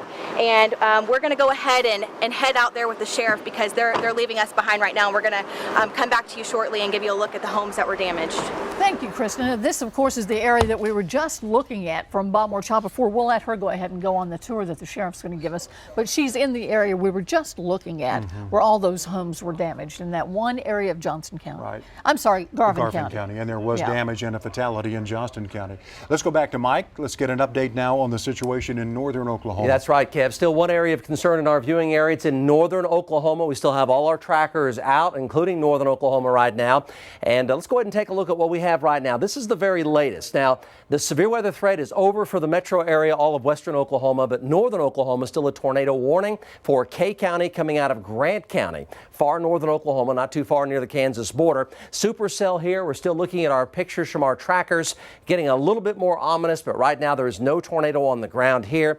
It's very close to Deer Creek and Nardin, pretty much traveling down the highway toward Blackwell, over toward Kildare, to the north and west of Ponca City and southwest of Bremen. Bremen by 7:13, Blackwell by 7:18. And that continues to basically move due eastbound, so tornado precautions there continue. Interior closet or bathroom away from windows. No tornado on the ground, looking at our live streams right now. Down here to Blackburn area, east of Pawnee, some supercells here. These are pushing out of our viewing area over into Osage County. Tornado on the ground down here in Choctaw County near Hugo, so tornadic activity very much continues in southeastern Oklahoma, down by Hugo, pushing into McCurtain County in far southeastern Oklahoma. Big supercells there. So severe weather threat is ended for the metro area. Let's go to the storm tracker and take a closer look up north. So basically the bottom line is one storm in our viewing area with a supercell, large hail, damaging winds, and a hook, but no tornado on the ground right now. We're tracking it carefully, Kevin and Linda, pretty much heading down toward Blackwell. Blackwell coming up here in just a few minutes at 7:14, 10 minutes from right now. So these folks in northern Oklahoma, K County, should take their tornado precautions. We're going to check back with you here in just a few minutes. Mike, can I ask you a question before you leave? Sure. A viewer wants to know, because many of these storms went over rural areas, they didn't pick up the debris that, for instance, the Moore tornado did. Does debris feed a tornado? Does it make it worse? A debris field probably tries to disrupt the tornado circulation, but a lot of folks, they'll Facebook us and they'll text us and email us and they'll say, hey, how do you dissipate a tornado? Maybe you can dissipate a tornado this way, or maybe you can dissipate a tornado that way. I would invite for discussion if May 20th, if a tornado that has 220 mile per hour winds can go through Moore and produce the amount of ground scouring damage that the Moore tornado produced, I would make the argument that the forces of the atmosphere are going to overcome any indication for the debris to try to disrupt it to any meaningful extent or way, because there's just too much in the terms of the vertical motion and the spinning motion in these supercells and the tornadoes that are produced by those supercells for the debris to have any meaningful negative effect. So I think the answer is no, the debris doesn't, unfortunately, really can't dissipate the tornado. We appreciate you. Thank you. Let's go back to John and Bob Moore Chopper 4, his view from the bird's eye view. Go ahead, Irish. You're north of Davis right now. Is that right, John? Yeah, that's right, guys. Right now we're just north of Davis here, actually northeast of Davis, kind of in between Davis and Sulphur, about 5 miles north of both of the cities. And you can see we're coming across the damage path. We've just been following it from where it was at there, about Indian Meridian, just south of Wynnewood, and we're following it at this particular point. It's almost just going straight east, and you can just see the tree damage. Obviously it's hitting homes here and there. It seems like the homes are about on every county mile road, so there's about a mile distance left to right. You can see that house was hit. There's you know, obviously people in front of that. Jack, if you'll bring the camera down towards the left, we'll show you there's another home that was hit kind of at the half-mile section, and then 1 mile away from that, keep coming left, and then straight up. Right there. There's another home that's hit, and we'll show you some of that, and then we'll just continue to pan to the left. And right in here, there's we're seeing 5 different houses that have been hit, tons of tree damage. One of the things that is different that we don't typically see, like the sheriff talked about, a lot of livestock that were lost today. When we're flying down here on this damage path, the cows are as far north and south of the center of the track as they can be. They're all huddled up along the fence lines to the north and south of this particular track that the tornado took. So it's kind of a unique, different perspective and something we don't typically get to see here. And right now you're near Davis, Oklahoma.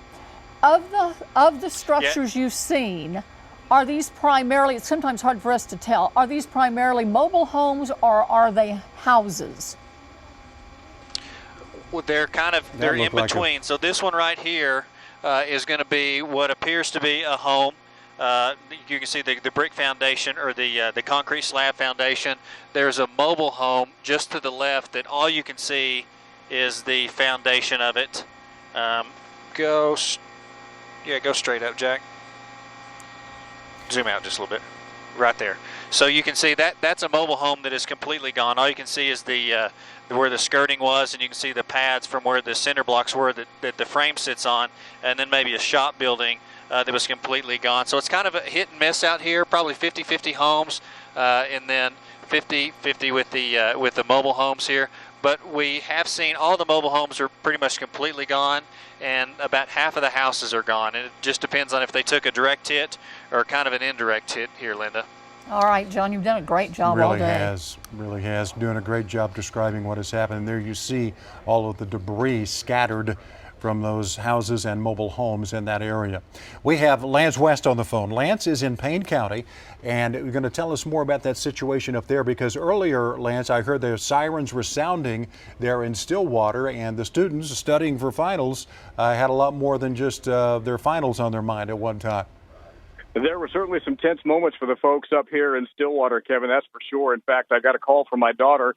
She was on the campus at OSU. She's a senior up here, and she said, "Daddy, the sirens are going off. What do I do?" And I'm saying, take shelter and find the safest place you can. And then a short time later, she's out on Highway 51 and showing me a giant wedge tornado from her cell phone. So, boys, a big storm came through here, but it looks like Payne County, Stillwater really dodged a bullet. We're up near Lake McCurdy right now. We're told by the Payne County dispatcher that there may be some minimal damage up here, some trees down, perhaps some power lines, but out here northwest of town, it's a pretty isolated area, not heavily populated, so it looks like they may have dodged a bullet. We're kind of trying to assess the damage right now, see what we can find out here, and we'll have a full wrap-up tonight at 10. Kevin? Lance, we appreciate that, my friend. We'll look forward to your update from there in Stillwater and maybe get some reaction from some of the kids and maybe his storm chaser to be daughter can talk to us too. We appreciate it. Mike, we've been following these storms for more than 4 hours, and you're still following the storm in northern Oklahoma. Well, it's been incredibly violent, hasn't it, Linda? Yes. Incredibly violent. You know, it's just amazing when all the ingredients come together, how quickly you can go from nothing to an F4 tornado that is posing imminent threat to folks' lives. And we saw that happen amazingly fast this afternoon. When Oklahoma weather kicks it in gear, it's incredible what it can do in such a short period of time. So let's update folks what's going on right now. There's one area in our state where we still have a problem in our viewing area. That's northern Oklahoma. Our storm trackers are still out. Let's go to the storm tracker here. Let's go here.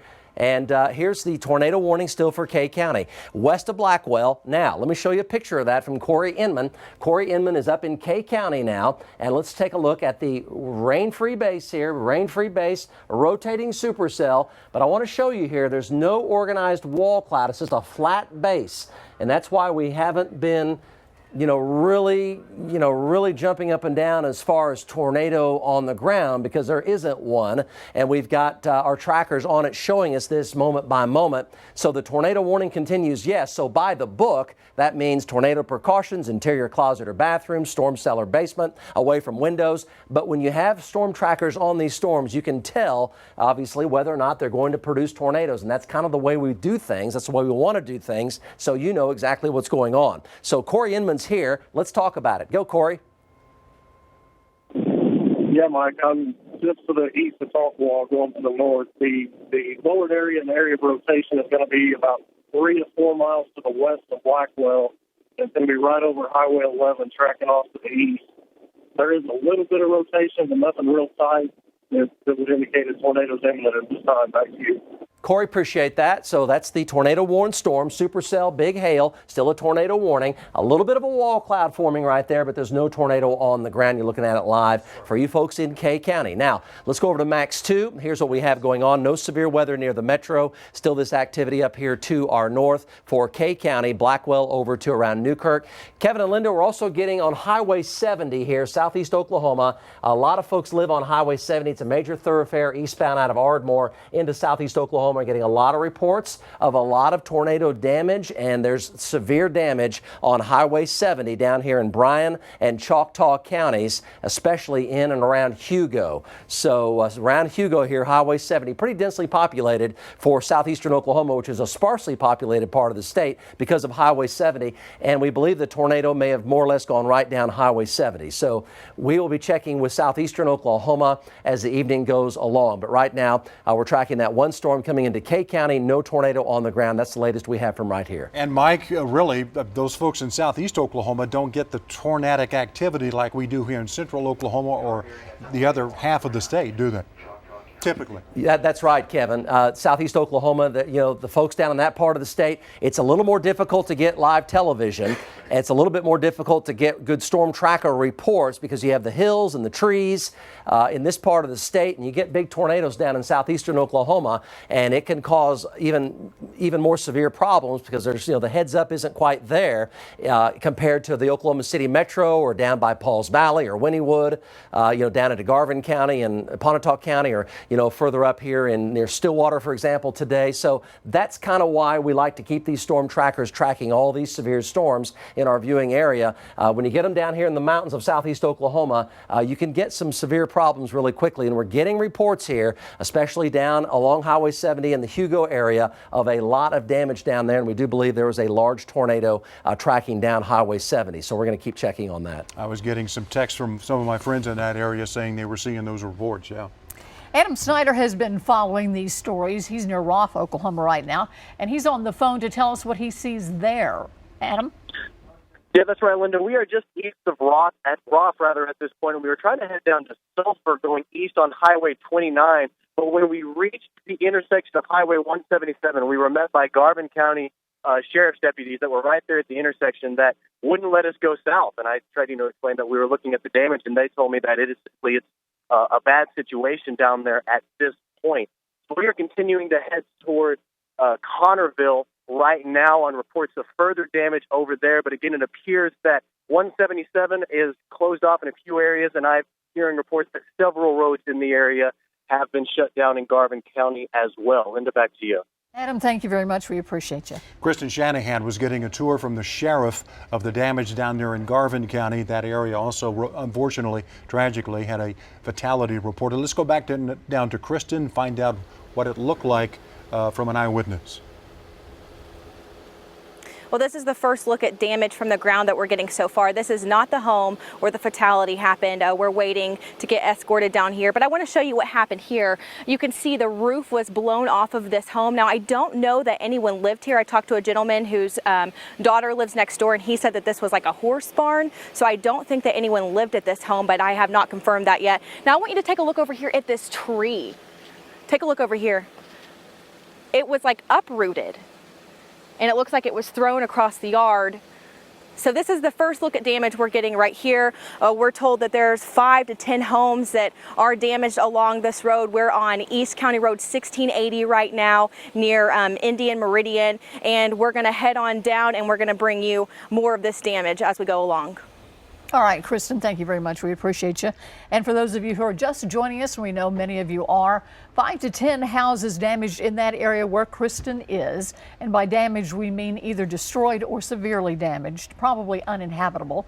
1 fatality in that general area, another fatality in Johnston County, and the storms that went through that area were massive. Some estimate them to be in F4 categories. And we still have storms in the state right now. Let's go to Mike Morgan for the very latest. Kevin, thank you. Yes, one area in our viewing area that is of concern. We're going to talk about that right now. First of all, there is a tornado warning, but there's no tornado on the ground. And there hasn't been one on the ground. We have several trackers on it. So that's why we're going back and forth between the damage from earlier today from the tornadoes and the one storm that we have left in our viewing area. So let's give you a complete rundown as to what's going on right now. Let's go to Max 2. We have the warning here, tornado warning for west central and northern K County, and all the rest of the severe weather has completely cleared, completely moved out of the KFOR viewing area. Still getting reports in southeastern Oklahoma continued of large tornadoes with a lot of damage. But let's talk about the one storm in our viewing area. It's now just to the west of Blackwell, and it's moving due east, maybe a little bit north of due east. Still a tornado warning on it, and it'll be tracking over toward Blackwell here at around 7:25 to 7:29. Let's go to Corey Inman, show you a picture of it here, and we're, keep tracking it here. Corey, tell us what you have right now. Yeah, Mike, I'm 2 miles to the south of Blackwell, getting ready to turn back north and go here on the west side of Blackwell. Still have the lowered area off to the northwest of Blackwell, starting to pick up quite a bit of rotation in that area. We're going to have to get over here and get a little closer to it and see what we've got. Back to you. Okay, appreciate that. Let's hold this picture here. So what we have going on, this is a rain shaft right here, likely hail too. And then we have a little bit of rotation here coming around the south side. You're looking kind of here to the west. So here's the inflow here in the rain-free base, but there's no organized wall cloud anywhere in here. Again, that is a rain shaft there. Here's the main storm core up here with large hail damaging winds and some large hail in that rain shaft right there. Again, tornado warning, yes. No tornado on the ground and no immediate indications either of a tornado at all. Let's show you that on the Max 2 here. Where is this heading? Well, it is heading to the east. So Blackwell over toward Newkirk. You folks do stay alert. If anything changes on that storm in any way for the worse, we'll be sure to be right back on the air. Meanwhile, Cleveland, over here in Cleveland, Oklahoma, these storms moving into Osage County out of our viewing area. And big time storms continue down here by Hugo. And this is out here in Choctaw County heading into McCurtain County with many reports of significant damage on Highway 70 in southeastern Oklahoma, far southeast Oklahoma. The severe weather has completely cleared the metro. If anything changes for you folks up in K County, anything inching closer toward any type of tornadic activity, we'll be right back on the air. But for right now, with this outbreak of tornadoes today, we're going to go back to programming. We'll keep very close track of it here in the Forewarned Storm Center. Stay with News Channel 4. We'll keep you forewarned.